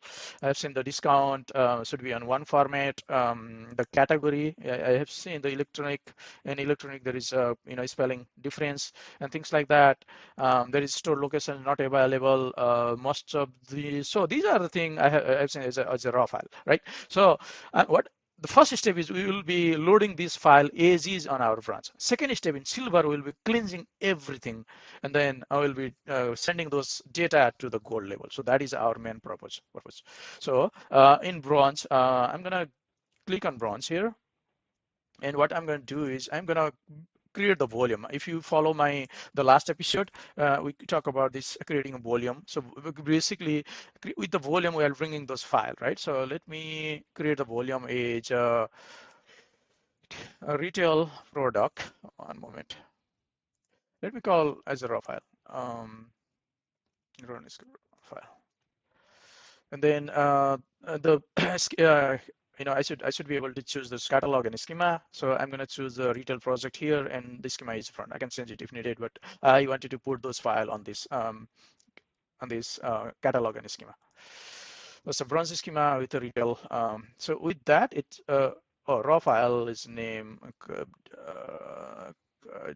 Let me recreate actually. What I'm going to do is I'm gonna create a new volume called raw underscore file, and then I'm going to keep these two right there. Okay, so I can delete this later, but I can have the actual raw file. So I'm going to go the raw file, click the raw file, and then with that raw file, I'm going to upload those two source file, this one and that one, right? Upload it.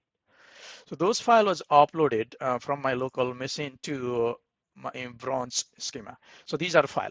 So now I have to create the table, bronze table. For that, um, I have to create, I need to create a notebook. Let me create a notebook. Actually, I already download that notebook as well. So to save the time, I'm gonna get that notebook.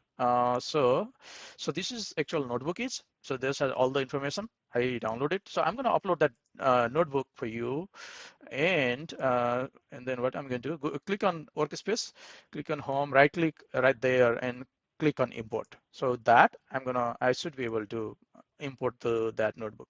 So I'm going to select this notebook here, click OK, and then import. It's import successfully. I'm going to click that notebook. You see, those notebook is already here. The next step is code is already there. I need to run this code along with you, right? So all those this bronze data currently on a raw file is a file format only. So we create the bronze table, and we'll be creating table on silver level, and then we'll be creating table on gold level. That is our main goal. So let's start. This is the first step, right? We are doing the work on bronze layer. What we are doing here is defining schema. We are defining schema on bronze layer. So let's do that. So here is the first step what we are doing. So since we have the two different data set, order and customer, we are bringing those two data set with all staging format. We're defining the column with all the staging and define with this variable. So let me run that, and so this table format will save on this variable.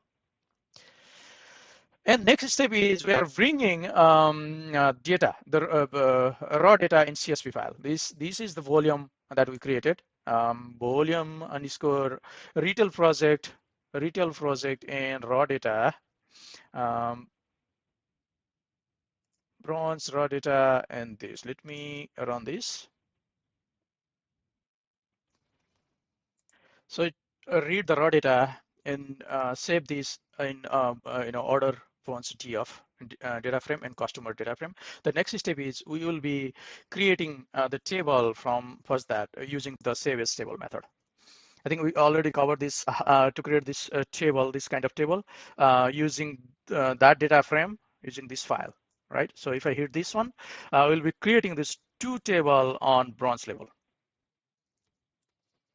Okay, that's this was run. So let me refresh the bronze right here. I should be able to see those two tables. Let me make a little bigger here, and then let me click on refresh, retail project bronze, and you see I had a volume.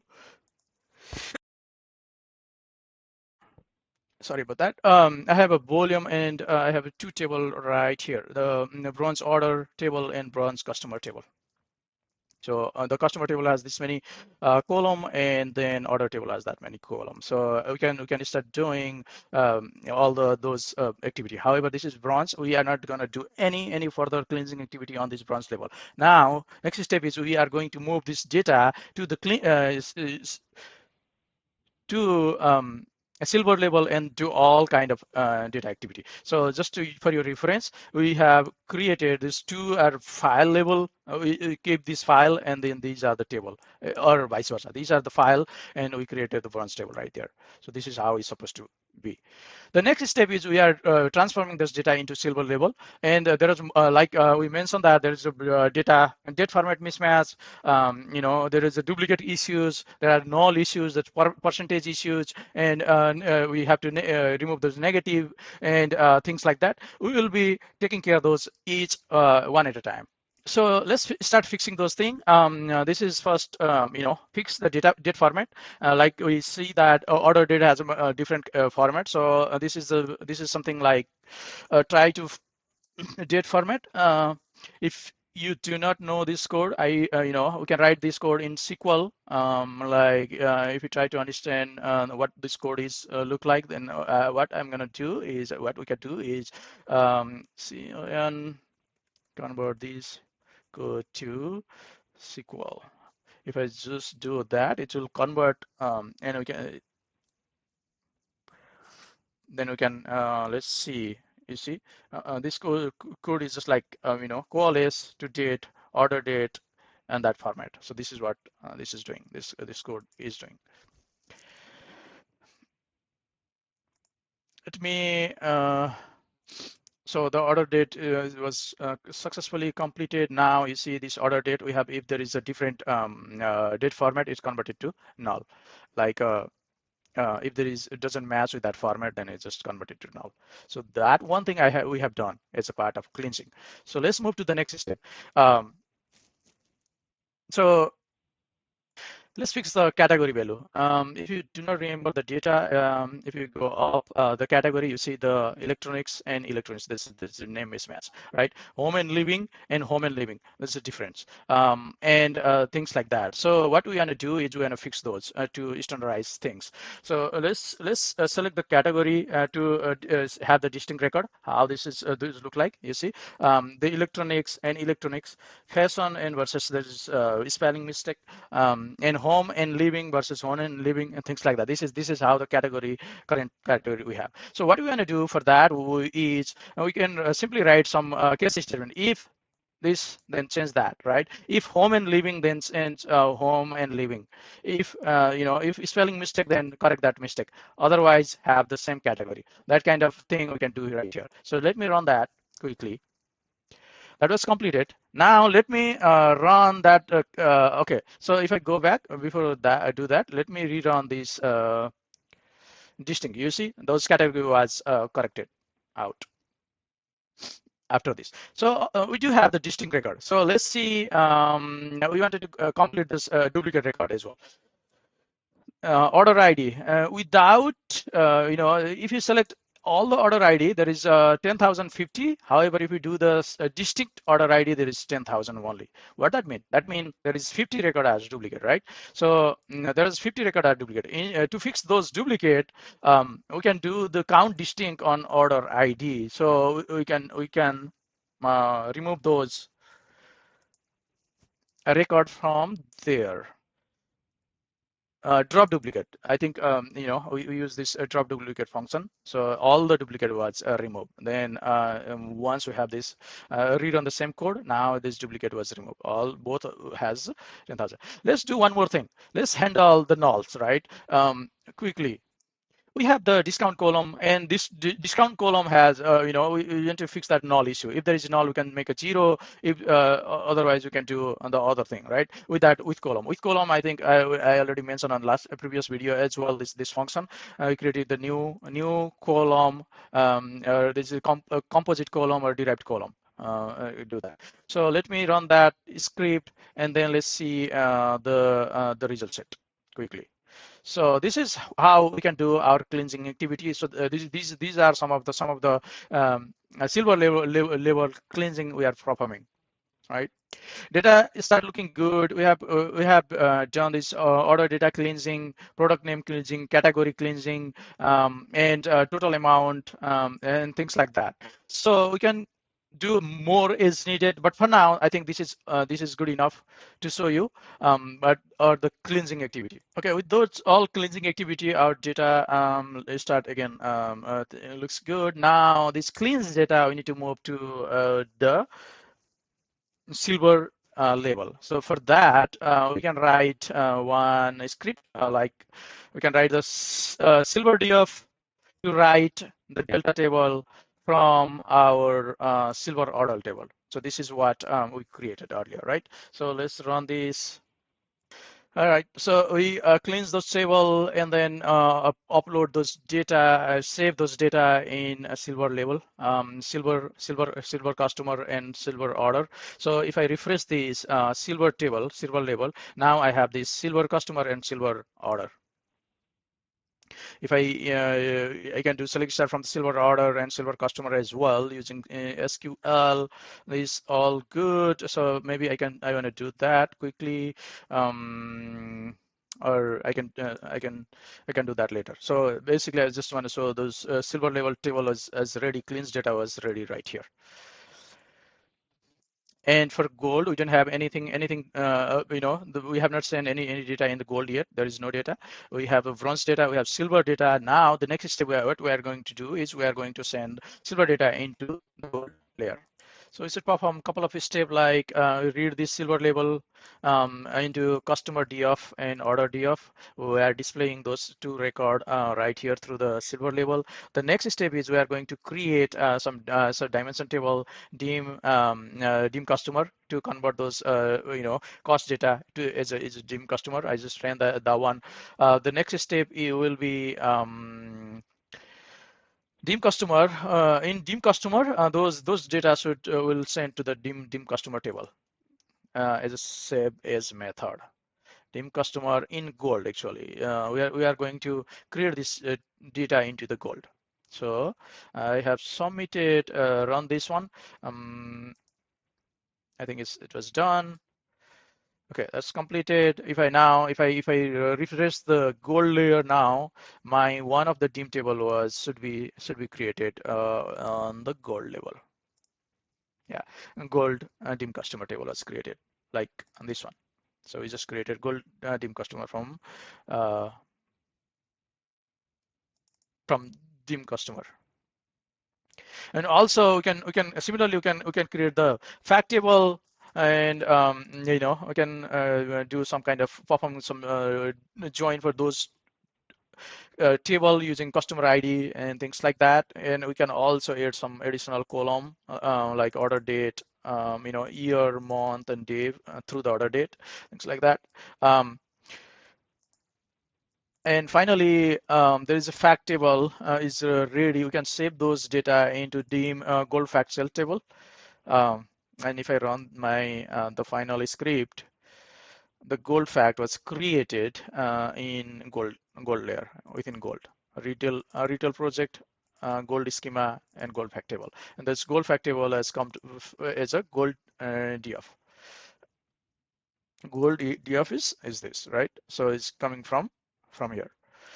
All right. So if I refresh my gold again, I should have two table right here. And then we can create the view on top of it. So let's create the view with this script, create a replace view using this table. The view name will be view gold fact cells. Select set from this table. The same thing goes here. I think it's run successfully. So if I refresh my thing, and the view should be on default schema. If I refresh my default, actually it's in within a gold. So these two are table and these two are view. Like you see this view are created. So table are for internal people, view are for user. We can customize those permission accordingly. We'll have I'll create another quick demo video how to do those permission things on this level. So this is all I wanted to cover in this video. I'm not sure if you follow along everything, but the main purpose of this video is just to show you how bonds, silver, and gold actually works in Databricks. So that's my objectives to create the video. Hopefully, with this video, I think you get a high level concept or high level at least knowledge how this really works. So that is what my intention was to create this video, and hope that makes sense for you guys as well. And that is all about Medallion architecture.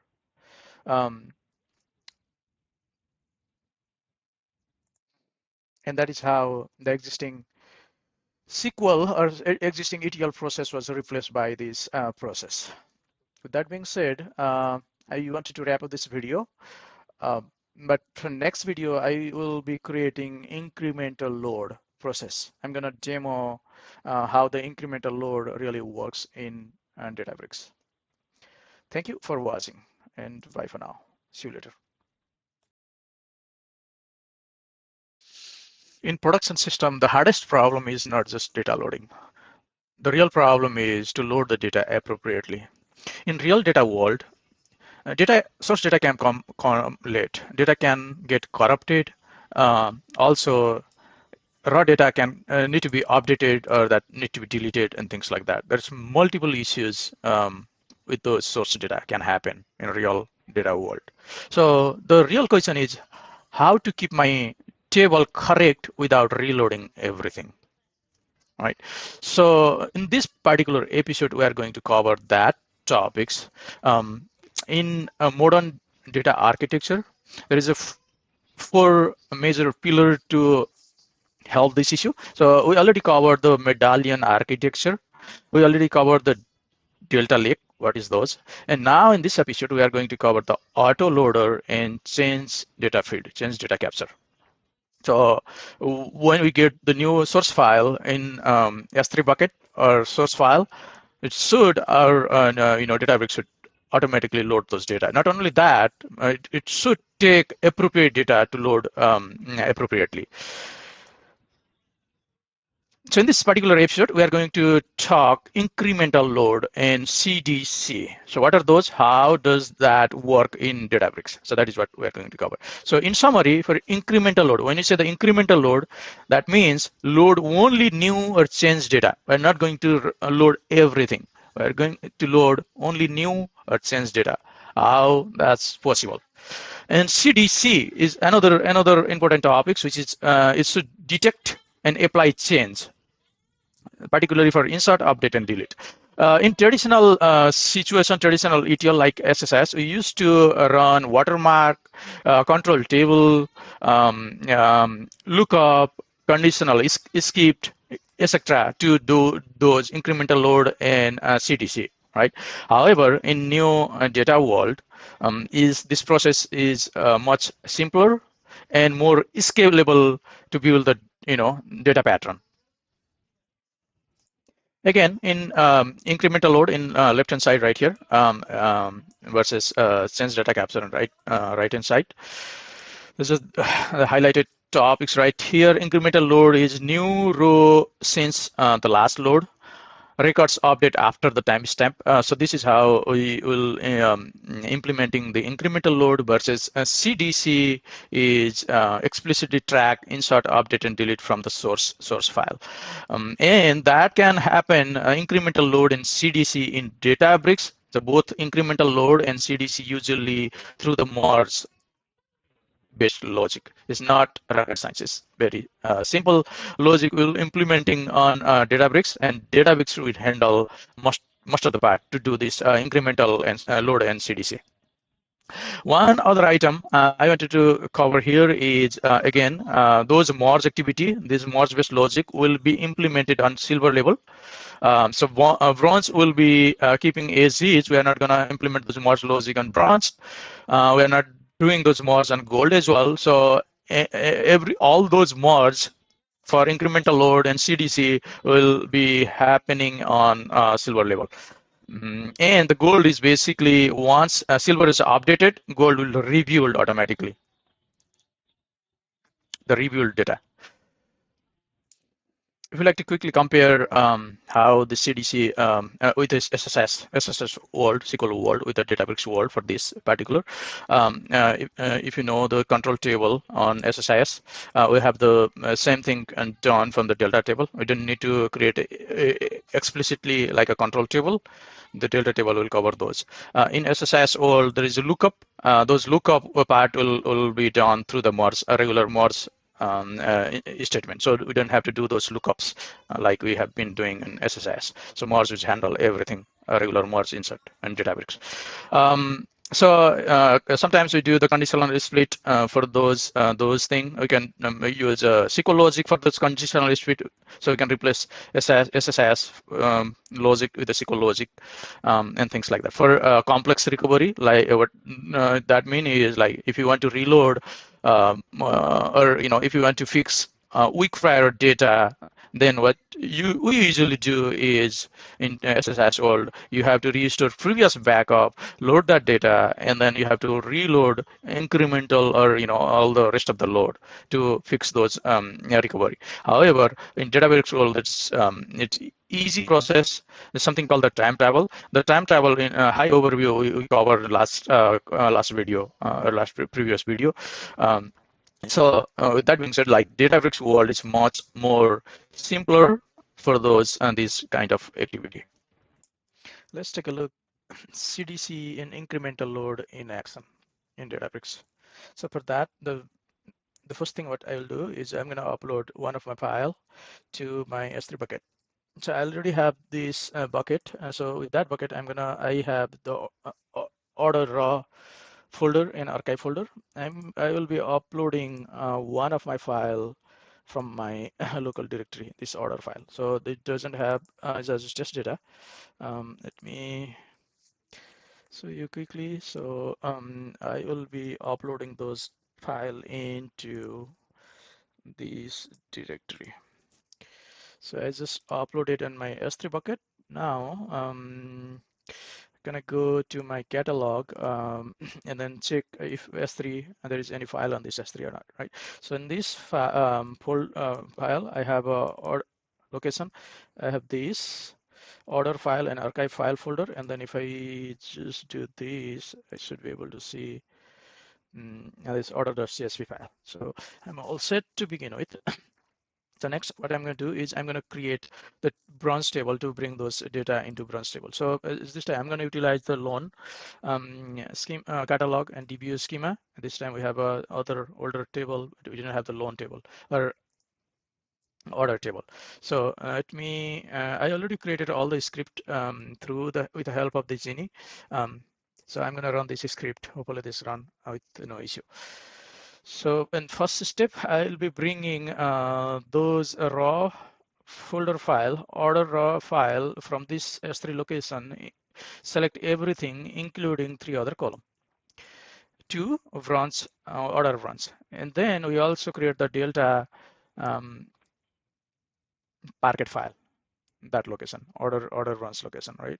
So I think this is something we already covered on previous video. So I just run this. Okay, that was completed. Now, if I go quickly and refresh this table, I should have that table on DBO. Order runs was created, and also I can see select star from that table. The data, I should be able to see the data, those data right here. And the next step is I can add more file in this location and reload this. We will do that later. But for now, what I'm going to do, since this is CDC, change data capture and incremental load, I'm gonna enable this change data capture and that's bronze table. So what that means is anything after we enable this change data capture, um, all of our DML operation, including insert, update, delete, or any table modification, it will be captured as a history, or even like data, we can query the history data through the change data capture, and then we will be merging, or we will be sending those incremental data only, change data only to the silver level. That is the main purpose, that why we are doing this, enabling this change data capture. But now I'm going to hit this change data capture. So it was completed. Now I will be creating the silver table. Uh, so right here, as of now, I have bronze only. So if I'm going to create the silver table, I also create the delta file for that table, silver table. And then what we are going to do, we are going to get all the data from order runs that where the price is more than $50. We can do other filtration, cleansing here, but for now, I just have only this filter where we are having this filter data into silver table. So I'm going to run that. This was completed. Let me see how many. Oh, this is no row. Actually, there is no row greater than 50. So let me see the data. Did I see the data? Price.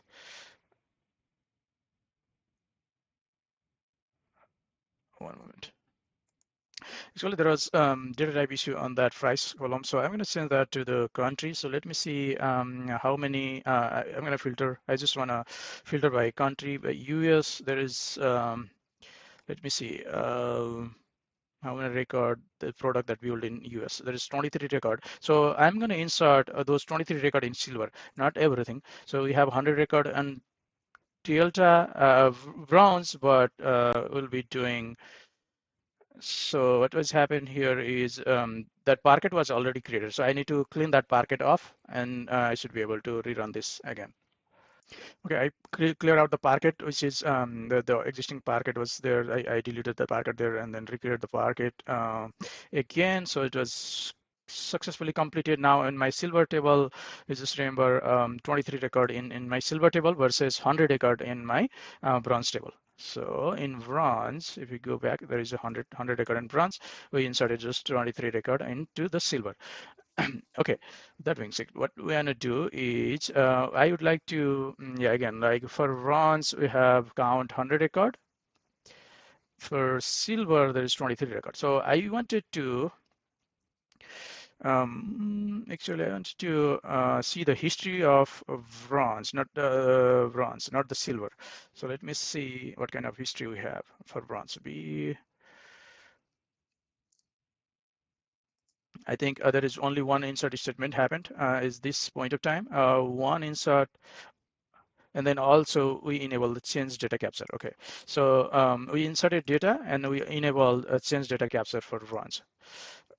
Okay, this is good. So we enable the change data capture as well.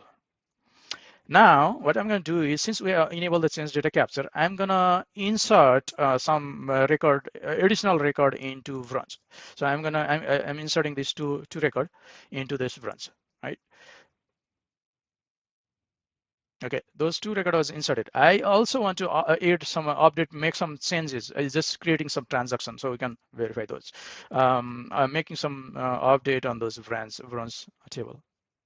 So after enabling the change data capture, I have done insert and update. So inserted two data and updated one record. Now I can see the history, what the table history, the bronze table history. So describe history function. If I click that, describe history, I should have at least four river of history, right? So initially, the history number 1 or 0 was inserted. History number 1, it was change data capture was enabled, property change, and the other was we inserted some record was inserted. And then again, the next one was update. So this is what the change. This is how the change was made on this table. All right. So now, if I just want to, this is important thing right here. What I'm about to show you is I want to show you, if I want to show everything from that table, let me delete code this one. And if you want to show you everything, I should have 102 record on this table, right? Because I inserted 100 record previously, and then from the file, from my S2 bucket, and then 2 record through the SQL insert statement. So now I have 102 record, and I also updated one record. Now what I would like to show you is I want to see what was the latest change, right? After this, our CDC enable. So I'm gonna see, we enable the change data capture at number 2, table change version number 2. If I just do write to number 2 and then see, I should be able to see only those 4 changes. 2 record was inserted and some record was updated. Like here, so some of the record was inserted. These 2 record was inserted as after get this change data capture. So this is what the change data capture is. That is change was captured by this. So when we here the change data capture, we can see only change after we enable this change data capture. We can see the through the version. So this is version. Okay. With that being said, now what I want you to be careful is, I want to show you is like, I want to show you the more SQL statement. When I say the more SQL statement, if I go back my previous diagram, the merge is like a lookup, right? Lookup in in SSIS. We are doing if data already exists, then update. If no data is there, then insert and update and delete everything together. It's called merge. So same thing we are going to do this merge. This merge is already you are familiar. You already know the SQL. This merge you already pretty much familiar. Only different is the syntax wise. Sorry.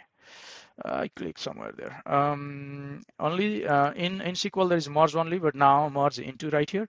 And for using part, you used to use source file only, right? But now what we can also do is we can do this version, not only the source file, but also the version of source file.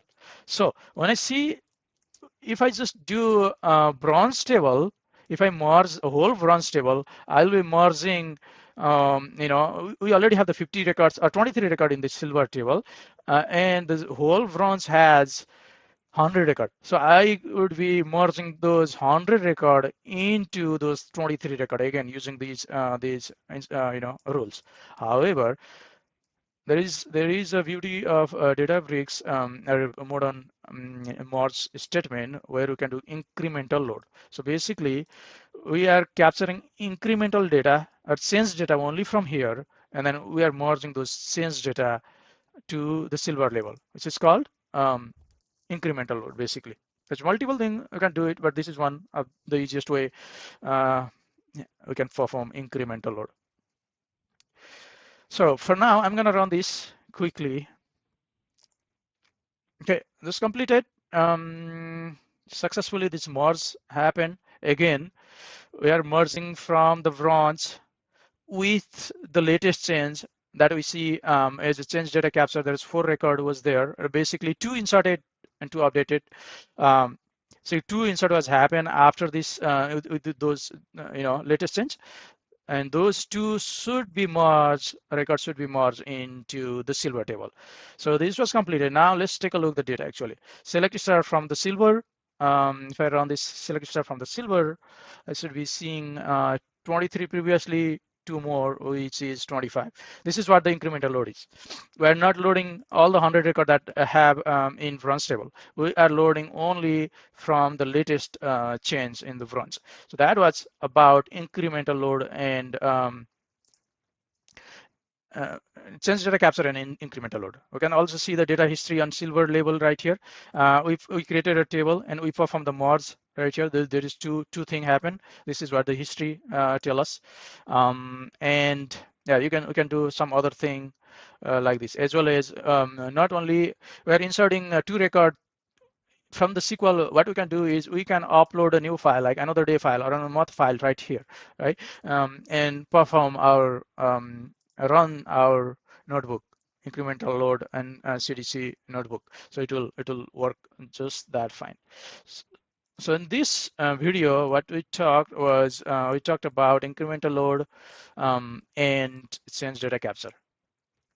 So we capture the change data in bronze level, and and then we have loaded those change data only as a part of incremental load in silver level. That is what we saw this. I think this is all I want to cover for now. We will be going to move to the next video, and next session is another important session, and we are going to cover the performance and cost. We should I think I don't have much demo on that, but we will be covering through most important concept about the cost perspective and performance perspective for Databricks development. Okay, see you there, and bye for now. By now, we know how to build the pipeline in Databricks in high level. We know what bronze, silver, and gold look like, how incremental load and CDC can be implemented, and things like that, and many more. In this episode, we'll be talking about the performance and cost and the important topics that every Databricks engineer should know about, be careful about. So let's start with the performance. So before we start talking about the performance, I wanted to say this very clearly. The Databricks performance and cost are architectural decision, not a last minute fix like a traditional SQL Server. In traditional SQL Server, how it used to work was you create the table, load the data, add the index, fix the bug, improve later on. You know, you can do later those part always. However, in Databricks, this is you have to think about ahead of time. So most performance problem come from the data layout, not from the SQL syntax. Because again, Databricks is file-based system, not the table system again. So if somebody asks about traditional database management system, what can be done, top 3 things for the performance, I would say indexing, partitioning, and compressioning. I would actually say appropriate index, appropriate partition, and appropriate compression. That would fix the traditional issues. However, in a modern data system, or Databricks, if somebody asks again, what are the top 3 factors? I would say partition frunging, file sizing, and cache uses. So let's talk about what are those 3 in a little bit detail. So partition frunging is another partition topics. But when you talking about the partition frunging, the goal for this is to read the list files or data. We do not want to read all the file that available in LakeDB. So we wanted to read. We need to read the data that is really makes sense. Like if I go back my LakeDB, which is S3, this is my bucket. And this bucket, if I open one of it, I have the raw file folder right here. And then as I do silver level activity or bronze level activity or gold level activity, is create a separate file to create Parquet and Delta file. If I open this one of it has created. As soon as I make some changes or do some modification, insert, update, delete, it create this file. So what that means is it will be thousands of file as you make a code change in Parquet format or Delta format. So we need to manage those file appropriately is our first thing. So files should be in appropriate format. That is the goal. So once we have the file in appropriate format, appropriate partitioning, then the plunging can happen. Like it will take actual file that people are looking for. If they are looking for this particular querying the data for this specific file, it's directly good and read that file. So it doesn't even scan every other file. So that is what the goal for this partitioning. So we should be careful about how partitioning thing. The another is file sizing. So another important thing about Databricks world is file sizing. So we cannot just proceed whatever we are getting. So this is right. If you are getting so many file, or if you are getting one file, very big file, both are the issue for Databricks. So the file size, right number of file size is needed. The third one is appropriate cache uses. So we can set up the cache uses, but we need to create that with care. So we'll talk about a little bit more on right here. And then cost, if these are the partition thing, those 3 top factors for the partition, the performance, right? Once performance go up, the cost will go down. Because if performance problem, then cluster need to run longer, data need to run longer. That will add up the cost. So when you deal the cost, you have to deal with performance. Once you have the better performance, then cost will go down in general. Let's take a look little detail about these partition plunging, file sizing, and cache uses. I have in three tabs for those. The first one is common partition mistake. What you do usually is we can create the partition as much as we want. We can, right? But we should not do that. Like we have to be careful when the partition should be created, how the partition should be created. Partition should not created that never use on filter. We should not overlap the partition and small data set and things like that. So these are most common partitioning mistake that people do. The another issue on the file sizing is how much is the right file size? What is the size of file we should proceed? Is like art. It's not science. So if you have a too many file to proceed, that will slow your query performance, and that will generate the high cost. So too many file is like a index fragmentation in regular SQL world. If you know about this index and index fragmentation, the same thing. Like if you are getting so many file, it's just like that. It doesn't work. The third item here is the cache uses. Think about in SQL like a buffer caches. It's the same thing. When you create the cache, you have to be careful about when to set that cache. So a cache is to set for the most frequently data set, the user data set. If some data set or some file that are rarely used, you should not use the cache, and things like that. Like use only when it matters for a repeated work. So those are we should create the cache for repeated work is the thing. So these three main topics I'm going to cover as a part of again performance and cost, partitioning, file sizing, cache. And I know this episode is we are building for ETL, existing ETL and SQL engineer. So I have copied some of the comparison between existing SQL versus Databricks performance. Existing SQL, if there is something slow performance, slowness is going on, everybody think about, hey, do you need an index? Your manager will ask, hey, take a look on index, right? For Databricks world, we'll be thinking about, hey, what file can be skipped? How to skip that file? Databricks try to read all the file. So we should minimize those things. So the index versus file skipping. When you see the index in traditional system, there is this index scan and index seek. The same thing is happening on partition and prunes and full scan. That same thing has happened. You remember the DAG, DAG, that is like execution plan in Databricks. Those are something we can see these prunes in scan. So we have to avoid that as well. And for covering index is a file layout. And traditional SQL, bad index get higher cost, good index get lower cost. Same thing in Databricks world, good layout, lower cost, bad data layout, higher cost.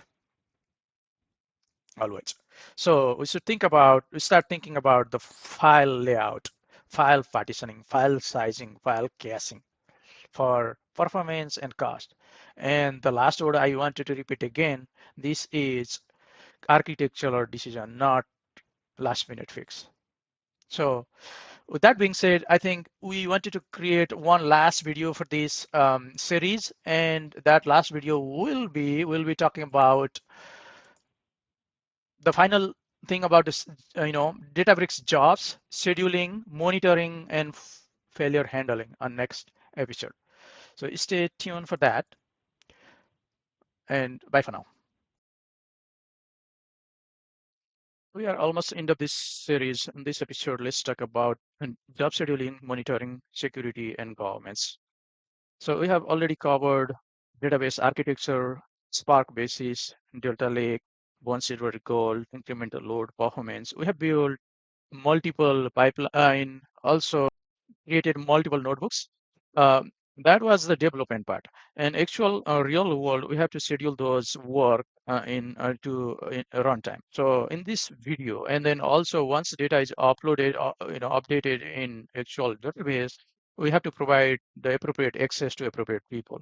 So that is what we are going to cover in this particular video. So how to schedule those notebook and how to give the access to appropriate people is something we are going to talk about, right?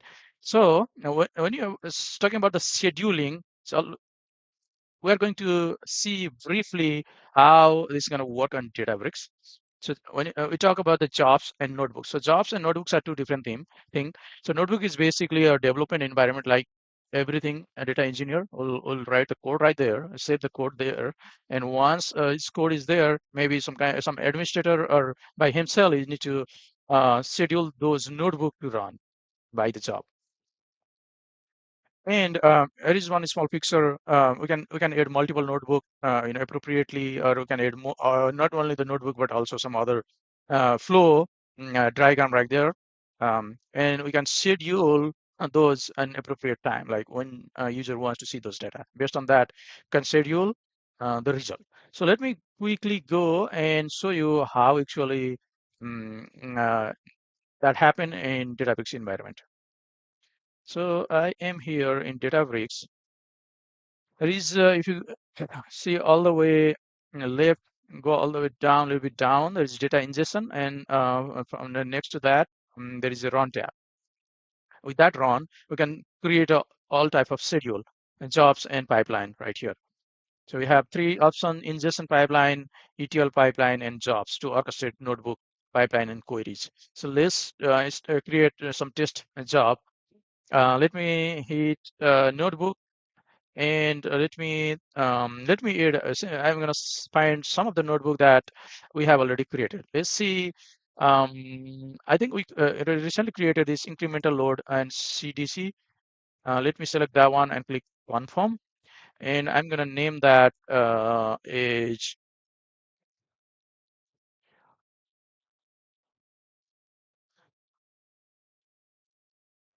CDC, something like this. There's the task name, right? And what I can do, this the notebook was selected. Compute. If you have more than one compute, you select that compute, production compute or whatever. You can add the parameter if you want to have like a different environment and div, UAT, and production. You can add the notification for the job failure or a success from here as well. Let me create that one, that tags. What I can do is I can add some more ETL pipeline notebook or add the SQL query or some other stuff as well. Like if else, if that happened, then we can do something. Otherwise, that the many thing we can orchestrate right there, just like a SSIS control for tax, right? So now I'm gonna add one more notebook and nothing else but the notebook. And then I'm gonna select the notebook from my path as well again, like I had done earlier. I'm gonna select this time. I'm gonna select bronze, silver, and gold notebook, right? Just for this is just for example.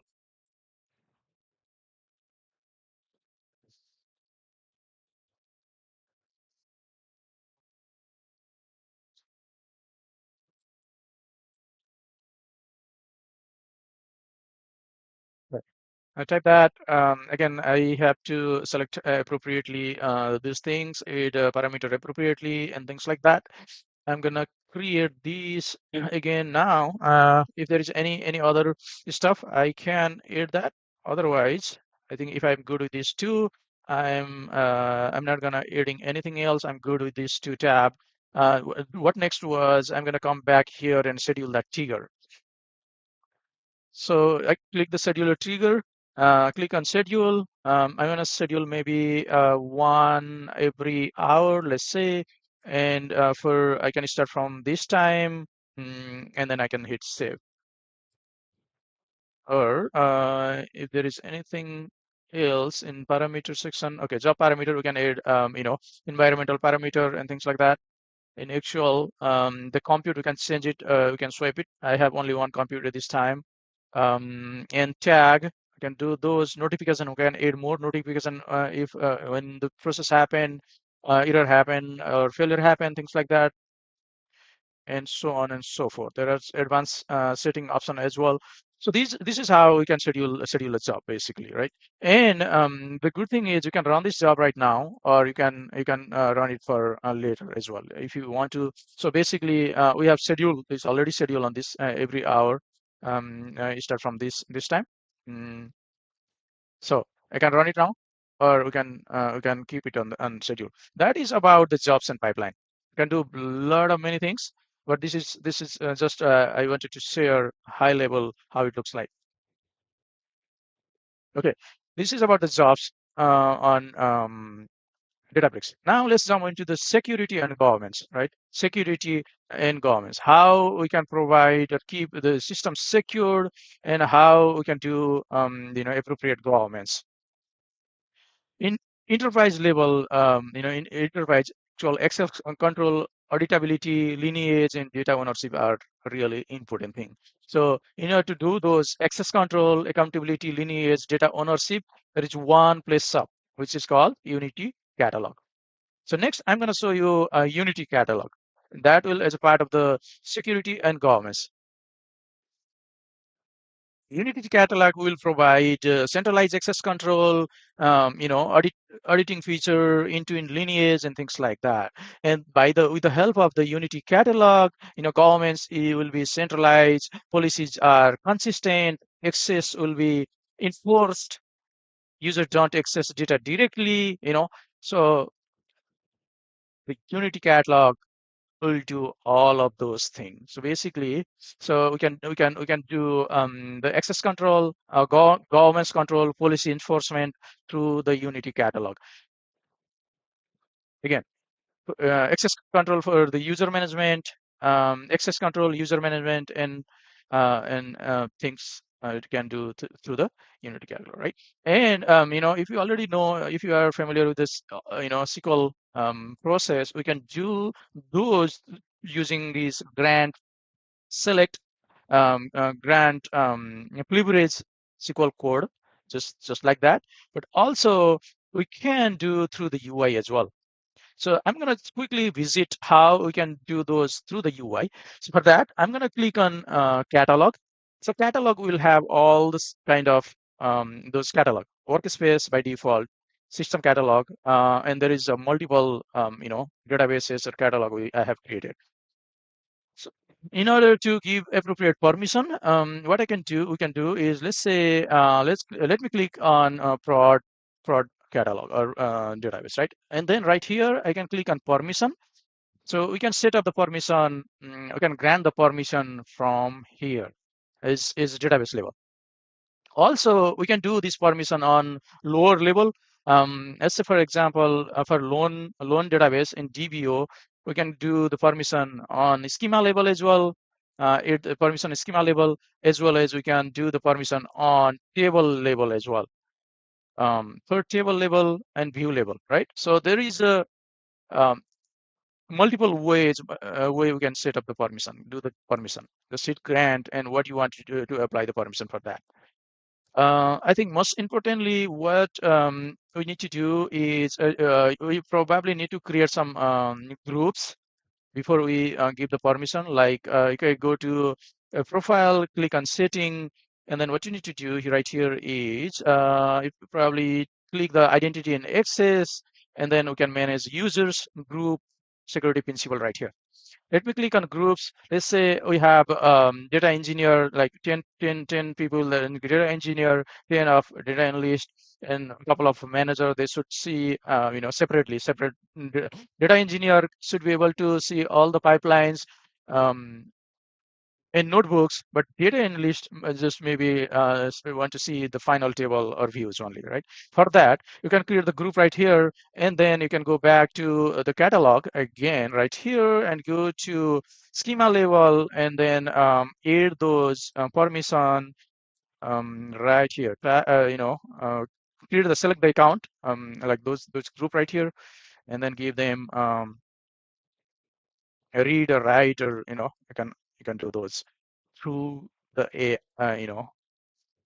assessment. So this is not to deep dive actual how it's in catalog permission things, but I'm trying to share how permission works in Databricks. I think this makes sense, and that is all I wanted to cover. Again, Unity Catalog is the one place where we manage access control, we manage governments, we manage policies, and everything. That is what Unity Catalog is for. So in this series, what we covered was we talked briefly talk about job and scheduling, and we talked about the security through the Unity catalog. With this episode, we have completed the full Databricks journey from Databricks, why Databricks exists. So we started from that question, why Databricks exists, to create the all pipeline, safety, reliability in production environment, right? And end with the jobs and scheduling and security. If you are a SQL Server SSIS engineer moving into Databricks, I think you now understand a little clear how Databricks really works, and also how it operates in enterprise level. Thank you. Thank you for following this series. I know it's quite long journey, but I hope it all makes sense for you guys. Bye for now.